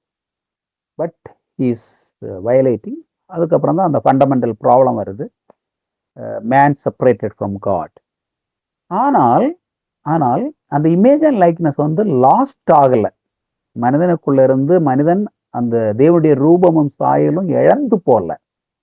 அப்படி இழந்து போயினா மனுஷன் வந்து பகுத்தறிவற்றவனாக மாறி மற்ற விலங்குகளை போல மாறி இருப்பான். ஒரு பன்றியை மாதிரியோ இல்லை ஒரு யானையை மாதிரியோ மனுஷனை மாறி இருப்பான். அவனுக்கும் அந்த சிந்திக்கும் திறனோ கடவுளை தேடுகின்ற அந்த ஒரு நிலையோ அவனுக்குள்ள இருந்திருக்காது. அவன் தேவனுடைய ரூபத்திலும் சாயலும் படைக்கப்பட்டு, ஆனால் அதுக்குள்ள வந்து பாவம் கலந்து இருக்கிறது. அந்த இமேஜ் வந்து கொலாப்ஸ் ஆகுது, டிஸ்டர்ப் ஆகுது. பட் டிட் நாட் டிஸப்பியர், அது லாஸ் ஆகல. But it is corrupted by sin, controlled by Satan. அந்த தேவனை விட்டு மனுஷன் விலகிடுறான், செப்பரேஷன், ஸ்பிரிச்சுவல் டெப்த் வரும். ஸோ அந்த ரிலேஷன்ஷிப்புக்காக இமேஜ் அண்ட் லைக்னஸ் கொடுக்கப்படுகிறது, அது கட் ஆகுது. He is now spiritually cut off from the spiritual God and the spiritual world from the heaven. And the communication disconnect ஆகுது. அதான் ஆண்டவர் சொல்றாருல, நீ புசிக்கிறதுனால சாகவே சாவாய். So he is disconnected from God and he is now influenced by sin. அந்த image and லைக்னஸ்ல வந்து இப்போ பார்த்தீங்கன்னா sin influence ஆகுது. Now his inner being is fallen and governed by Satan. பிசாசு அவனை கண்ட்ரோல் பண்ணுறார். ஆனாலும் அவனுக்குள் தேவன் கொடுத்த அந்த ரூபமும் சாயலும் பர்பஸ் லாஸ் ஆகி, போன வாரத்தில் சொன்னேன் இல்லையா, அந்த ஒரு மண்பாண்டம் தண்ணி எடுக்க யூஸ் பண்ணுறோம், அது கீழே விழுந்து உடஞ்சிச்சுன்னா அதுக்கப்புறம் அந்த பர்பஸ் வந்து அதை கேரி ஆன் பண்ணாது. Purpose is lost, but the broken pieces are left there. அதே மாதிரி தேவன் நமக்கு தந்த தேவனுடைய ரூபமும் சாயலும் செயலற்று நோக்கம் இழந்து ஒரு நொறுங்கி போன நிலையிலே காணப்படுகிறது. பிற்பாடு மறுபடியும் குமாரன் தான் இந்த உலகத்துல வரார். குமாரன் வந்து அவருடைய கீழ்ப்படுதல் நிமித்தமாக அந்த தேவனுடைய ரூபமும் சாயலும் மீட்டெடுத்து தேவனுடைய ராஜ்யத்தை இந்த உலகத்திலே அவருடைய death, burial, resurrection and assumption மூலமாக இந்த உலகத்திலே மறுபடியும் தேவனுடைய ராஜ்யத்தை மீட்டெடுத்து அவருடைய சாயலை நமக்கு தந்து நம்மை புது சிருஷ்டியாக தேவன் வைக்கிறார். அதான் அந்த புதிய ஏற்பாட்டில் நம்ம பார்க்கிறதான அந்த ரட்சிப்பு, அந்த அந்த புதிய ஒரு வாழ்க்கை, மறுபடியும் பிறந்த ஒரு வாழ்க்கை என்று சொல்லுவது. இந்த ரூபமும் சாயலும் நமக்கு மறுபடியும் கிறிஸ்து இயேசு மூலமாக கொடுக்கப்படுகிறது. ஓகே, இந்த இமேஜ் அண்ட் லைக்னஸ் அது வந்து நம்ம இறையியல் படிக்கும் பொழுது அது முக்கியம். இதில் நம்ம புரிந்து கொள்ள வேண்டிய 2-3 காரியம் என்னன்னா, மற்ற மதங்களிலே சொல்லப்படுகிற மாதிரி பாகுபாடுகள் கிறிஸ்தவத்தில் இல்லை. மற்ற மதங்களில் சொல்கிறாங்க இல்லையா, தலையில இருந்து, ஷோல்டர்ல இருந்து, வயிற்றுல இருந்து, காலில் இருந்து, இப்படியெல்லாம் வெவ்வேறாக பிரிக்கப்பட்டிருக்கிற அந்த ஏற்றத்தாழ்வுகள், பாகுபாடுகள் கிறிஸ்தவத்தில் இல்லை. கிறிஸ்தவத்தில் எல்லா மனிதர்களும் ஒரே அப்பா அம்மாட்டத்திலிருந்து பிறந்த ஒரே டிஎன்ஏ, ஒரே ஜீன் தான். ஓகே, ஒரே ஜீன், எல்லாரும் சகோதரர்கள் தான். ஓகேங்களா? இப்போ கிறிஸ்தவத்துக்குள்ளேயே நீங்கள் பார்த்தீங்கன்னா அந்த இந்து மதத்தில் இருக்கிற அந்த பாகுபாடுகள் சில நேரங்களில் அது அப்படியே உள்ள புகுந்துருது. ஆனால் வேதாகமம் நமக்கு சொல்லுகிற அடிப்படை ஒரு உபதேசம் என்னன்னா, this is one of the unique contribution of Bible, of Christianity to the world. என்னன்னா, நம்ம எல்லாரும் ஒரே மனிதனுடைய, ஒரே முற்பிதாவனுடைய, பேரண்ட்ஸினுடைய பிள்ளைகளாக இருக்கிறோம். Okay, one man and one woman, அவங்க தான் ஃபர்ஸ்ட் பேரண்ட்ஸ். அதுல இருந்து தான் எல்லாம் பிரிந்து இருக்கிறோம். ஓகே, அதுல வந்து வாக்குத்தத்த சந்ததி இருக்கலாம், அதுல இருந்து கர்ஸ்ட் ஜெனரேஷன் இருக்கலாம். Okay, that's all fine. But every one by creation all are equal. Okay, அது இன்னொன்று மேல் அண்ட் ஃபீமேல், அதுவும் ஈக்குவல். நீங்க வந்து சில சமயங்களில் பார்க்கும் பொழுது female women, sisters, mothers, they are treated next to male. ஆனால் வேதாகமம், கிறிஸ்தவம் படைப்பின் பொழுது தேவன் தம்முடைய ரூபத்தின்படி சாயலின்படி படைத்தார், ஆணும் பெண்ணுமாக அவர்களை படைத்தார் என்று சொல்லுவதன் மூலமாக ஒரு சமத்துவம், ஜெண்டர் ஈக்குவாலிட்டி.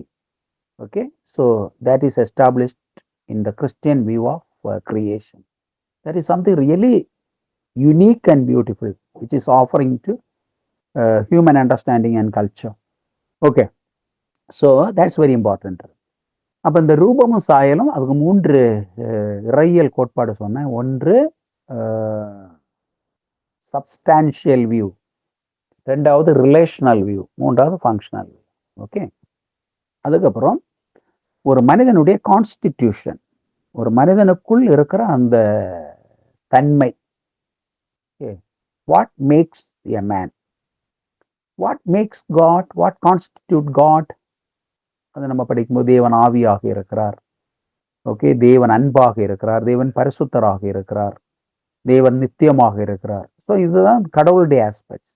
ஒரு மனிதனுக்குள் இருப்பது என்ன, அது வந்து 3 வேவ்ஸ் இருக்கிறது. அதை நம்ம பார்த்தோம் சென்ற வாரத்தில். எக்ஸ்பிளைன் பண்ணலை, அதை மென்ஷன் பண்ணிட்டு நம்ம கடந்து போகலாம். அந்த 3 வியூவில் முதல் வியூ, அந்த முதல் வியூ நம்ம பார்க்கும் பொழுது ட்ரைகோட்டானமி, ட்ரைகோட்டானமிக் வியூ, ட்ரைகோட்டானமி. அந்த ட்ரைகோட்டானமிக் வியூ படி மனிதனுக்குள் ஒரு சரீரம், ரெண்டாவது ஆவி, மூன்றாவது ஆத்துமா. இது 3ம் இருக்கிறது.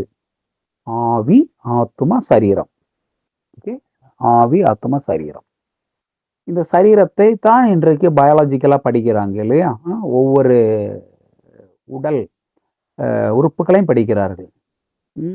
கண்ணை, நோஸை, ஹேண்ட்ஸை, நர்வ்ஸை, போன்ஸை, டிஷ்யூஸை, blood circulation, heart. So all body parts are biologically studied for medical purposes இல்லையா. ஸோ அது வந்து நம்முடைய பாடி. அந்த பாடியை நம்ம ஃபிட்டாக வச்சுருக்கும் பொழுது தான் அதில் அந்த பயாலஜிக்கல் ஆஸ்பெக்டாக இருக்கிற லைவ், சைக்கலாஜிக்கல் ஆஸ்பெக்டாக இருக்கிற அந்த ஜீவன், உயிர் அதில் தங்கும். அந்த உடல் கேரி ஆன் பண்ண முடியாதுன்னு வரும்பொழுது பிரிஞ்சிருது.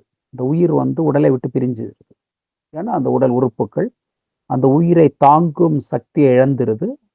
அது எந்த உறுப்பாக இருந்தாலும் சரி, ஹார்ட்டாக இருக்கலாம், பிரெயினாக இருக்கலாம், blood circulation. So due to various aspects இந்த உயிர் வந்து மனிதனுடைய பாடியை விட்டு பிரிகிறது. Okay, so there is a body. Okay, அதுக்கப்புறம் பார்த்தீங்கன்னா there is life, there is body, there is life. Okay, இந்த பாடியை படிக்கிறதா இன்றைக்கு வந்து ஒரு மிகவும் என்ன சொல்கிறது, ப்ராஃபிட்டபுளான ஒரு எஜுகேஷன் நம்பப்படுகிறது. ஒருத்தர் நல்ல டாக்டர் படித்தாச்சுன்னா, அதில் மாஸ்டர்ஸ் எல்லாம் முடிச்சாச்சுன்னா they can earn lot of money. Okay, மனித உறுப்புகளை படித்து அதில் ஒரு ப்ரொஃபஷன் அப்படின்னா they can earn plenty of money revenue. அதனால தான் இன்றைக்கி பேரண்ட்ஸ் எல்லாம் டாக்டர்னு சொல்லி பசங்களை அப்படியே நீட்டுக்கு அதுக்கு இதுக்குன்னு போட்டு இது பண்ணுறாங்க. பட் ஒரிஜினலி நீங்கள் பார்க்கும் பொழுது this medicine, the medical thing was developed like service மாதிரி தான் இந்த மிஷினரிஸுங்கெல்லாம் அப்படி பண்ணாங்க. அதுக்குள்ளே அந்த ஒரு ப்ரொஃபஷனல் மானிட்டரி ஆஸ்பெக்ட்ஸ் எல்லாம் செகண்டரியாக தான் இருந்தது. ஒரு டாக்டர் என்பவர் நோயை சீட்சிச்சு இந்த ஹியூமனிட்டிக்கு, மனுக்குலத்திற்கு ஒரு உதவி செய்கின்ற ஒரு சர்வீஸ். அப்படிதான் மிஷினரிஸுங்கெல்லாம் வெளிநாட்டில் இருந்து நம்முடைய நாட்டில் வந்து அந்த மெடிக்கல் துறையை இங்கே வந்து ஸ்தாபித்தார்கள். அவர்கள் வந்து அப்படியே ஒரு சுயநலம் இல்லாதவர்களாகத்தான் இந்த மெடிக்கல் பணியை பண்ணாங்க. ஓகே, அது ரொம்ப கமர்ஷியல் ஆக்கப்படவில்லை. அன்றைக்கு நமக்கு தெரியும் நிறைய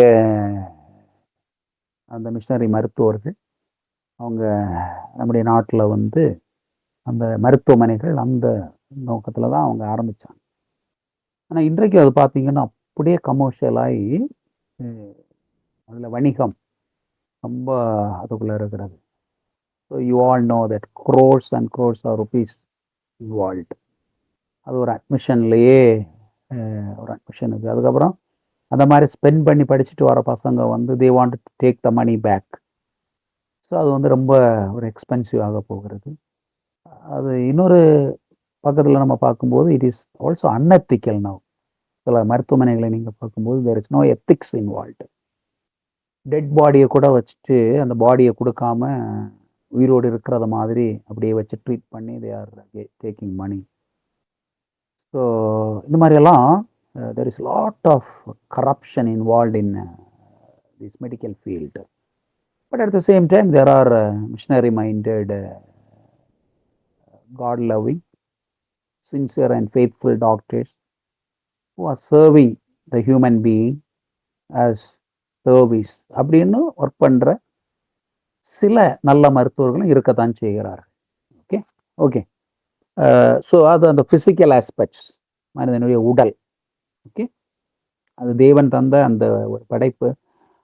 அதுவே இன்றைக்கு மனுஷங்களால் ஆராய்ச்சி செய்து ஃபுல்லாக கண்டுபிடிக்க முடியல. அந்த பிரெயின் எல்லாம் அந்த ஒரு மதருடைய ஊம்பில், அந்த மதருடைய அந்த வயிற்றில் அந்த குழந்தை அப்படியே வளரும் பொழுது அந்த மூளை டெவலப் ஆகுறதெல்லாம் இன்றைக்கும் மருத்துவர்களே ஆச்சரியமாக பார்க்குறாங்க. அது அப்படி இப்படின்னு சொல்லுவாங்க. But to them also it is astonishing. Okay, so அது ஒரு செயற்கை முறையிலலாம் it is impossible. Okay, the way the brain develops when the child grows in a mother's womb. அங்கெல்லாம் அந்த டிவைன் ஹேண்ட் தெரியுது. ஓகே, அந்த கடவுளுடைய அந்த ஒரு படைப்பு, அதை இன்றைக்கு அவங்க ஆராய்ச்சி செய்து அதுக்கு அந்த நோய் எதிர்ப்பு சக்தி, அந்த நோய் இதெல்லாம் அவங்க இது பண்ணுறாங்க. ஆனால் கடவுளை அந்த ஆரம்பத்தில் படைத்த அந்த படைப்பு அவ்வளவு டிவைனாக காணப்படுகிறது. அந்த மனிதனுக்கு தேவையான அந்த நோய் எதிர்ப்பு சக்தியும் ஆண்டவர் அந்த சரீரத்தில் வச்சு படைகிறார். அதுக்கப்புறம் அவனுக்கு ஆண்டவர் கொடுத்த அந்த உணவு வகைகளிலேயே அவன் நீடித்து வாழ்வதற்குரிய எல்லாம் இருக்கிறது. ஸோ அந்த சிஸ்டத்தையே மனுஷன் என்ன பண்ணிட்டான், கொலாப்ஸ் பண்ணிட்டான். அது நல்ல ஆரோக்கியமான சத்தான உணவு இல்லை, எல்லாத்துலேயும் வந்து கலப்படம். ஸோ வியாதிகள் வருகிறது. So we cannot blame God இல்லையா? இப்போ கொரோனா வந்து நிறைய பேர் செத்தாங்க. So we human being cannot blame God. Okay, so we human beings நம்ம தான் அதுக்கு ரெஸ்பான்சிபிள். எப்படி responsible? Okay, that is another thing. அது அந்த கல்ச்சரல் ஆந்த்ரோபாலஜி, சோஷியல் ஆந்த்ரோபாலஜி அந்த மாதிரி போகும். So I am not going in to that because you all are aware. உங்களுக்கெல்லாம் தெரிந்தது. ஸோ அது அந்த ஃபிசிக்கல் ஆஸ்பெக்ட். இங்கே இருக்கிற இன்னொரு காரியம் நீங்கள் புரிந்து கொள்ள வேண்டியது என்னவென்றால், ஒரு சாரார் கல்விமான்கள், படித்தவர்கள், மேதைகள் மனிதனுக்கு இந்த உடலும் ஒரு உயிரும் தான் இருக்கிறது அப்படி கன்க்ளூட் பண்றாங்க. ஓகே, ஒரு ஒரு ஆடுக்கு, ஒரு மாடுக்கு அது ஒரு உடல் இருக்குது, ஒரு உயிர் இருக்குது. அந்த உடல் உயிரை விட்டு பிரியுது. எங்க போச்சு அப்படியெல்லாம் ஒன்றும் கிடையாது. That's all finished. இன்னைக்கு நீங்க பார்க்கும்போது எத்திஸ்ட் என்று சொல்லுகிற அந்த குரூப், கம்யூனிஸ்ட், ஓகே, ஹியூமனிஸ்ட், அவங்க எல்லாமே இந்த வியூ தான் வச்சிருக்காங்க. Okay, human they consist of 2 aspects. அவனுக்கு ஒரு பாடி இருக்கு, ஒரு உயிர் இருக்கு, அவ்வளவுதான். பாடி, உயிர், அப்படிதான் அவங்க பார்க்குறாங்க. ஓகேங்களா? ஆனால் ஆனால் நாம வேதத்தை படிக்கும் பொழுது பிப்ளிக்கல் டீச்சிங் என்னன்னா, ஓகே, ட்ரைகோட்டமினா அவனுக்கு ஒரு உடம்பு இருக்கிறது, அதுக்கப்புறம் அவனுக்கு ஒரு ஆவி இருக்கிறது, ஒரு ஆத்துமா இருக்கிறது. ஆவி, ஆத்துமா, சரீரம். சரீரம் இஸ் பிசிக்கல். ஓகே, அதுக்கப்புறம் ஒரு ஸ்பிரிச்சுவல் ஆஸ்பெக்ட் இருக்கிறது. ஆவி ஆவி இருக்கிறது, ஆத்துமா இருக்கிறது. இந்த ஆவி என்று சொல்லும்போது அது அவன் உயிர் வாழ, அவனுக்கு அந்த உயிர் வாழ்கிற அந்த பிரின்சிபிள் ஜூவே, சூக்கே, அந்த உயிர், அவன் உயிர் வாழ்கிற அந்த நிலை, லைஃப் பிரின்சிபிள். ஆண்டவர் அவனை ஊதுறாரு, ஊதும்போது அவன் உயிர் உள்ளவனாக மாறுகிறான். ஓகே, உயிர் உள்ளவனாக மாறுகிறான். ஆனால் அவனுக்கு ஒரு ஆத்துமா இருக்கிறது. அந்த ஆத்துமா தான் மனிதனை மற்ற படைப்புகளிலிருந்து வேறுபடுத்தி காட்டுகிறது. அதான் தேவனுடைய அந்த ரூபமும் சாயலும் ஆத்துமா. அதான் ஆண்டவர் கூட சொல்றாரு இல்லையா, உலகத்தை எல்லாம் ஆதாயப்படுத்தினாலும் ஒருவன் தன்னுடைய ஆத்துமாவை நஷ்டப்படுத்தினால் அவனுக்கு லாபம் என்ன? ஆத்துமா. என் ஆத்துமாவே கர்த்தரை ஸ்தோத்திரி, என் முழு உள்ளமே அவருடைய பரிசுத்த நாமத்தை ஸ்தோத்திரி அப்படின்னு சங்கீதக்காரன் சொல்றான். உன் ஆத்துமா வாழ்வது போல நீ எல்லாவற்றிலும் வாழ்ந்து சுகமாகிற, ஆத்துமா வாழ்வது போல. ஸோ வேதம் அந்த ஆத்துமா என்கின்ற அந்த ஆஸ்பெக்டை நமக்கு எக்ஸ்பிளைன் பண்ணுது. அந்த ஆத்துமா என்பது அது நித்தியமாக வாழக்கூடிய தேவன் மனிதனுக்கு தந்த தேவனுடைய ரூபமும் சாயலும். ஒரு மனிதன் மரிக்கும் பொழுது அந்த ஆவி தேவனிடத்திற்கு செல்கிறது. எக்லைசியாஸ்டஸ்ல வாசிக்கிறோம் இல்லையா, பிரசங்கில வாசிக்கிறோம். ஆவி அதை அழைத்தவரிடத்திற்கு திரும்புகிறது. இந்த ஆத்துமா என்ன செய்யுதுன்னா, ஆத்துமாக்கள் இளைப்பாறும்படியாக வைக்கப்பட்டிருக்கிற அந்த இடத்துல இளைப்பாறுகிறது.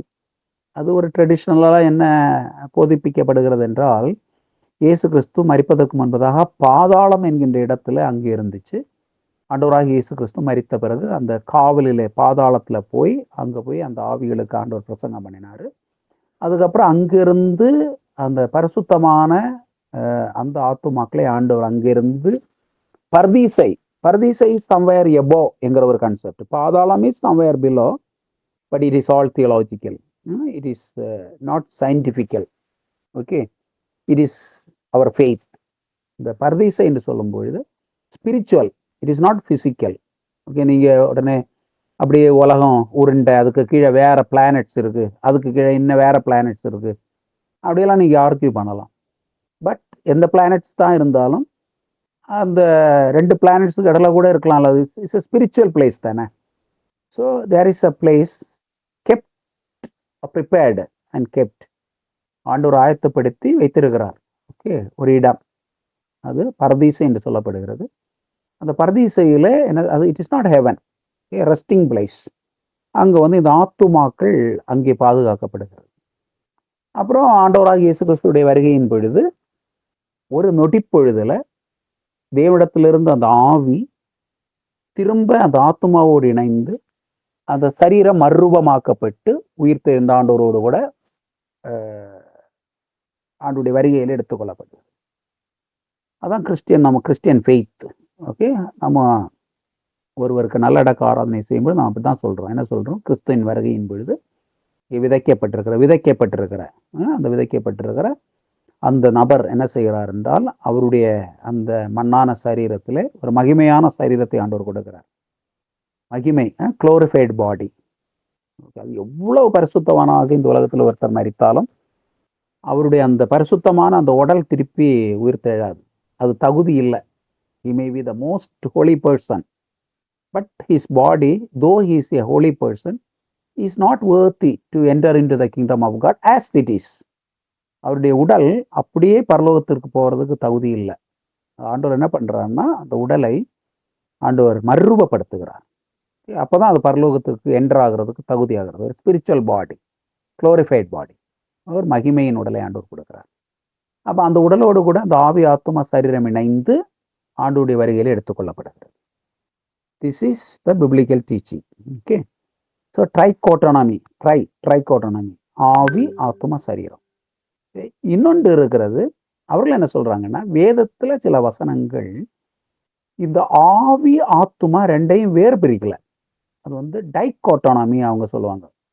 டைகோட்டோனமி, ஒன்று சரீரம், அதுக்கப்புறம் இன்னொன்று ஆவி ஆத்துமா, அது ரெண்டு ஒன்று தான், இஸ் டுகெதர்.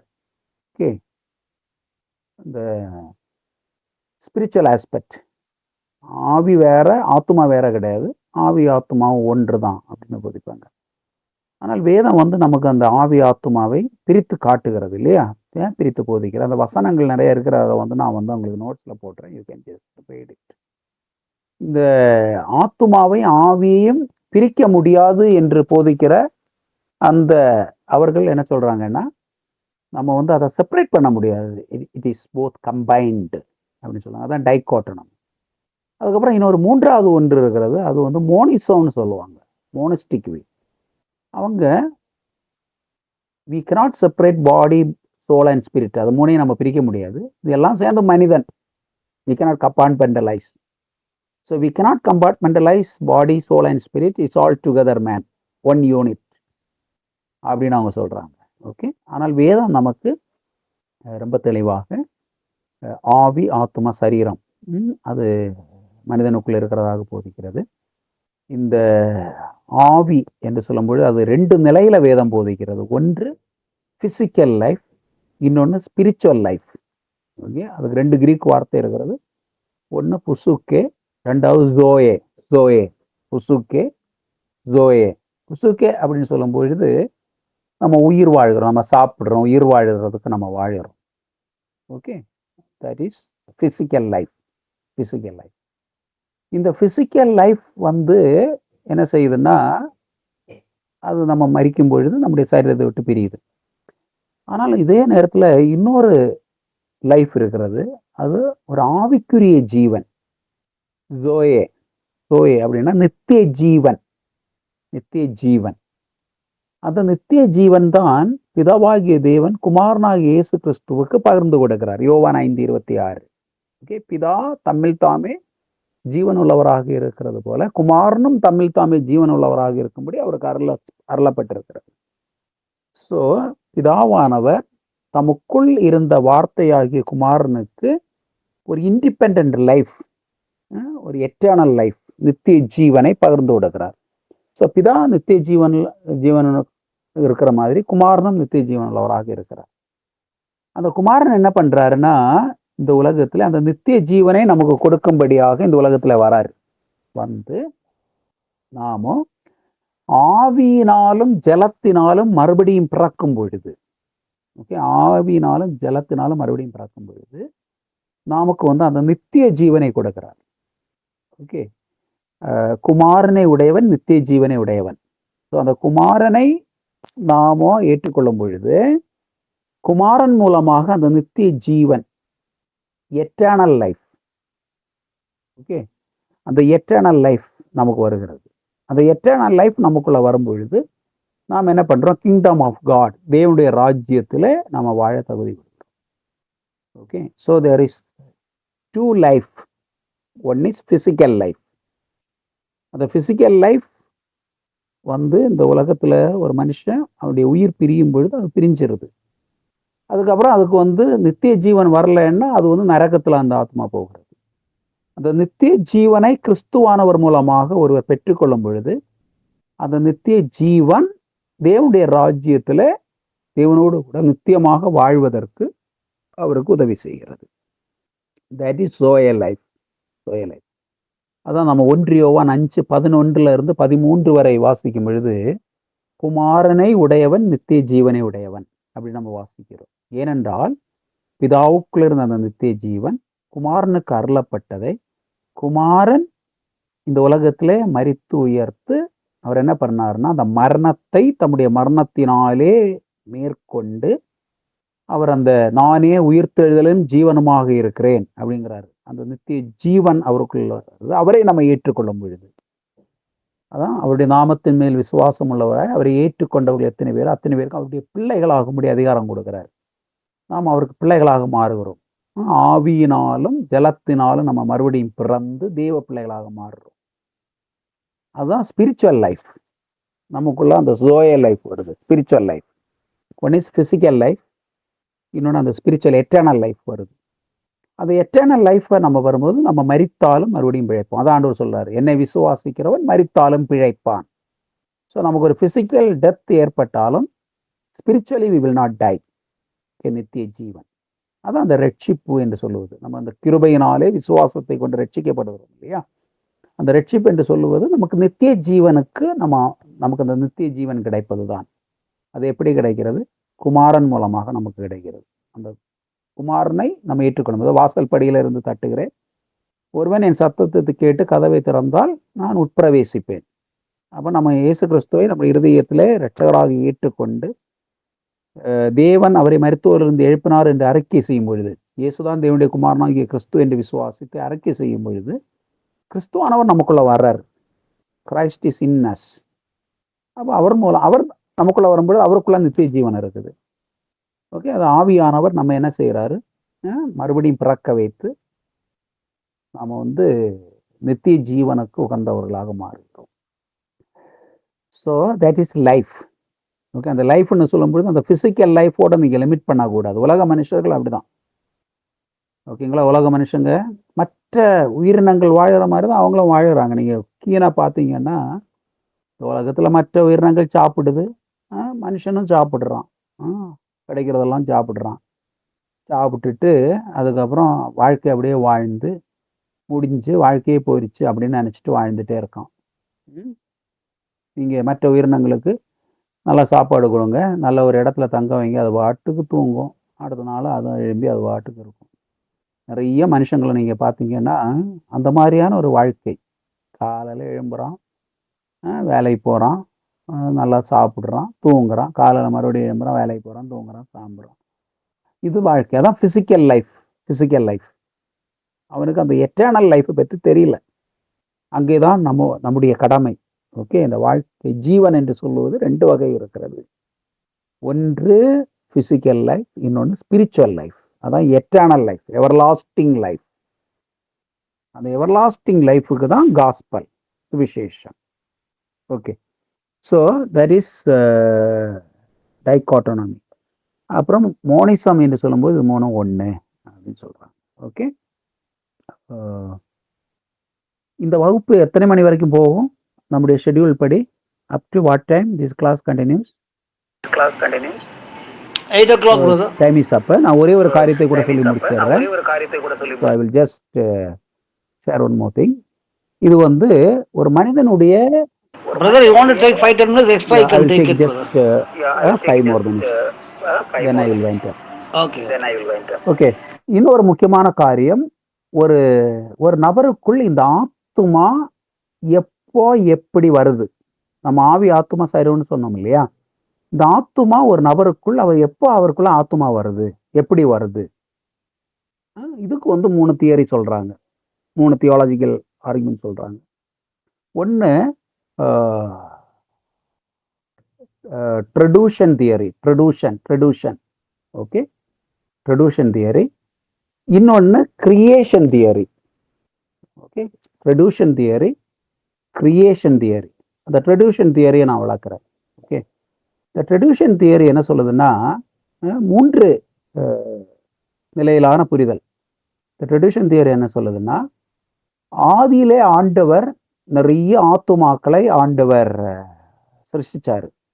ஆண்டவர் நிறைய ஆத்துமாக்களை, in the beginning God created so many souls, millions and millions of souls. அப்புறம் இது ஒரு தியரி தான். ஓகே, இறையல், இது ஒரிகன் என்று சொல்ற அந்த இறையல், நம்முடைய அந்த முற்பிதாக்கள் ஒருத்தர் ஒரிகன், அவங்கெல்லாம் அந்த 4ஆம் நூற்றாண்டு 5ஆம் நூற்றாண்டுல அவங்க புரிந்து கொண்ட ஒரு முறை. அந்த தேவன் சிருஷ்டித்து பாதுகாக்கப்படுகிற அந்த ஆத்துமா ஒரு குழந்தை தாயினுடைய கற்பத்துல அது உற்பத்தி ஆகும் பொழுது என்ன பண்ணுதுன்னா அந்த ஆத்மா வந்து உள்ள புகுந்து அந்த ஏர்லி ஸ்டேஜ் ஆஃப் கன்செப்ஷன்ல அந்த ப்ரீ கிரியேஷன், அந்த ஆண்டவர் வந்து முன்னாடியே கிரியேட் பண்ண அந்த ஆத்மா, அது மில்லியன்ஸ் ஆஃப் சோல்ஸ் ஆண்டவர் கிரியேட் பண்ணி பாதுகாத்து வச்சிருக்கிறாரு.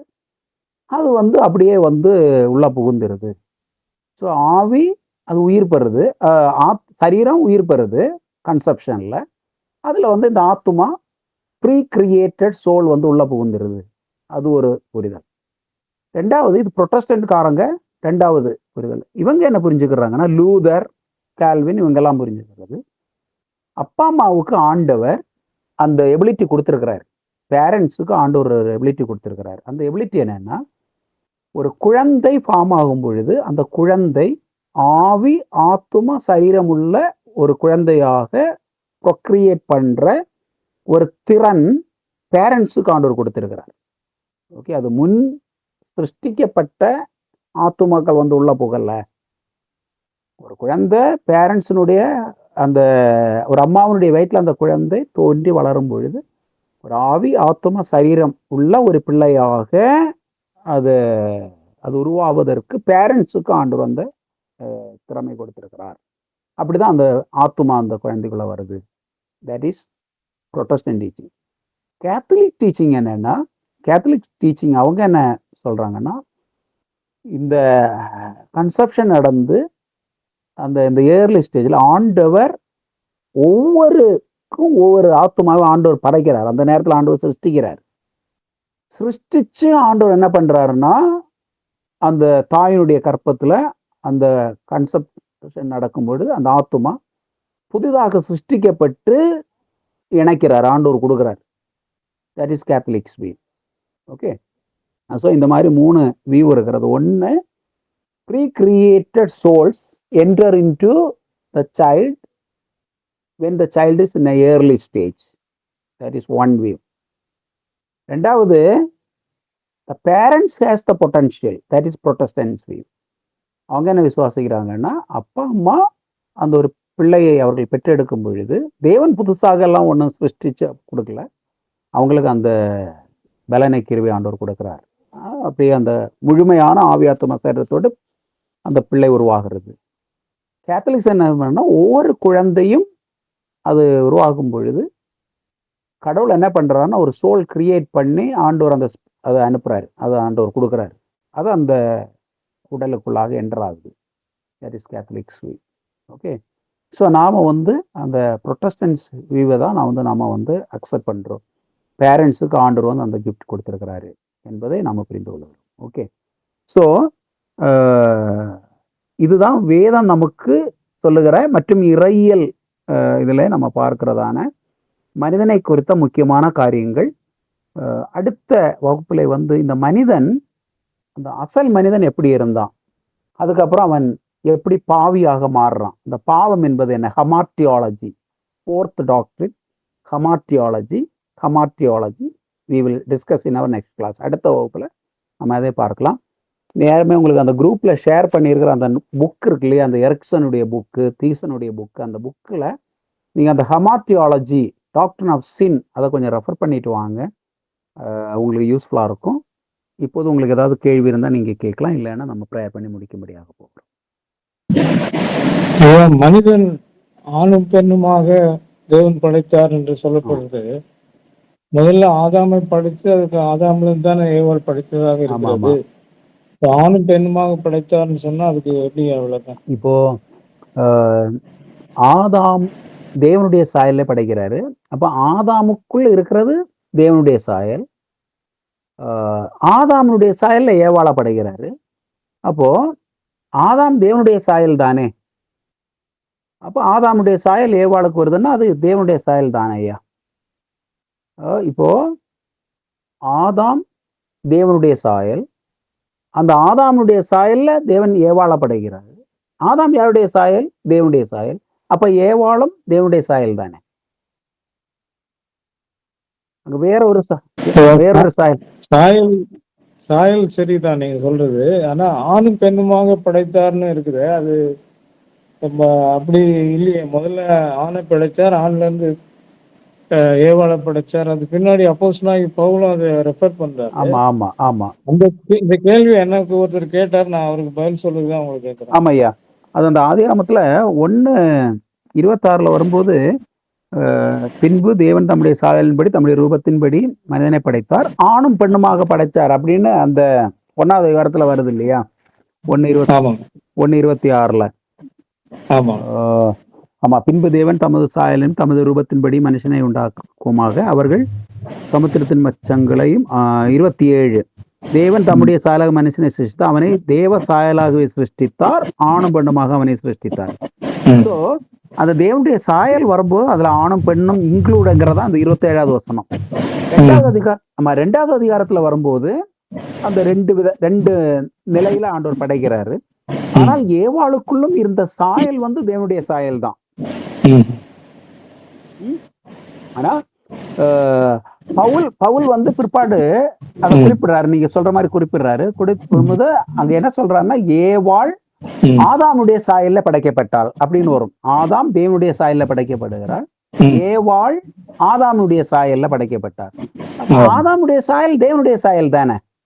அப்ப அந்த தேவனுடைய சாயல்ல தானே ஏவாளும் படைக்கப்படுறா. ஆமா. காயனை பெற்ற பிறகு தன் சாயல்ல ஒரு குமாரனை பெற்றேன் என்று சொல்லி காயன் பெயர் விடுறாங்க. அப்ப சாயல் அங்க மாறுது இல்லைங்களா? அது பாவம் செய்ததுக்கு அப்புறம் அந்த இது மாறுது. ஆமா.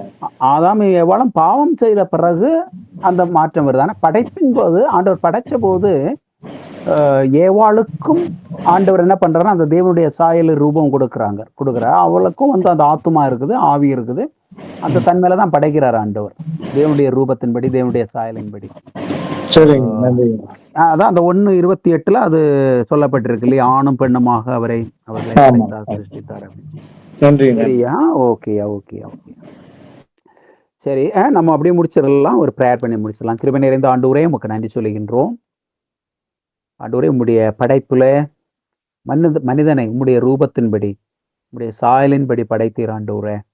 உம்மோடு கூட இருக்கும்படியாக ஆண்டவரே ஆளுகை செய்யும்படி நீர் எல்லா ஆசீர்வாதங்களோடும் படைத்தீர். ஆனாலும் அந்த மனிதனுக்கு ஏற்பட்ட அந்த வீழ்ச்சியிலிருந்து எங்களை மறுபடியும் உம்முடைய ஆண்டவரே அந்த ரூபத்தையும் சாயலையும் உம்முடைய சமூகத்தையும் அதிகாரத்தையும் ஆசீர்வாதங்களையும் எங்களுக்கு தரும்படி உம்முடைய குமாரனை நீர் எங்களுக்காக தந்தீர் ஆண்டவரே. அதற்கு மேலாக ஆண்டவரே, அந்த நற்செய்தியை சுவிசேஷத்தை எல்லாருக்கும் அறிவிக்கக்கூடிய ஒரு பெரிய பாக்கியத்தையும் ஆண்டவர் எங்களுக்கு கட்டளையிட்டு இருக்கிறீர். ஆண்டவரே, எங்களுக்கு நீர் தந்திருக்கிற இந்த பொறுப்புகளை, இந்த ஊழியத்தை ஆண்டவரே நாங்கள் ஜெபத்தோடு ஆண்டவருடைய ஆவியின் வல்லமையோடு ஆண்டவரே அர்ப்பணிப்போடு நாங்கள் செய்த நிறைவேற்ற எங்களுக்கு கிருபை பாராட்டும். இந்த வகுப்பில் இணைந்திருக்கிற எல்லாரையும் கர்த்தர் வண்ணமாக ஆசீர்வதியும். தொடர்ந்து ஆண்டவரே இந்த வகுப்புகள் எங்களுக்கு ஆசீர்வாதமாக இருக்கட்டும். எல்லா துதியும் கனமும் மகிமையும் மக்கே நாங்கள் செலுத்துகின்றோம். எங்கள் ஆண்டவராகிய இயேசு கிறிஸ்துவின் நாமத்தில் எங்கள் ஜெபம் கேளும் அன்புள்ள பரமபிதாவே. ஆமென்.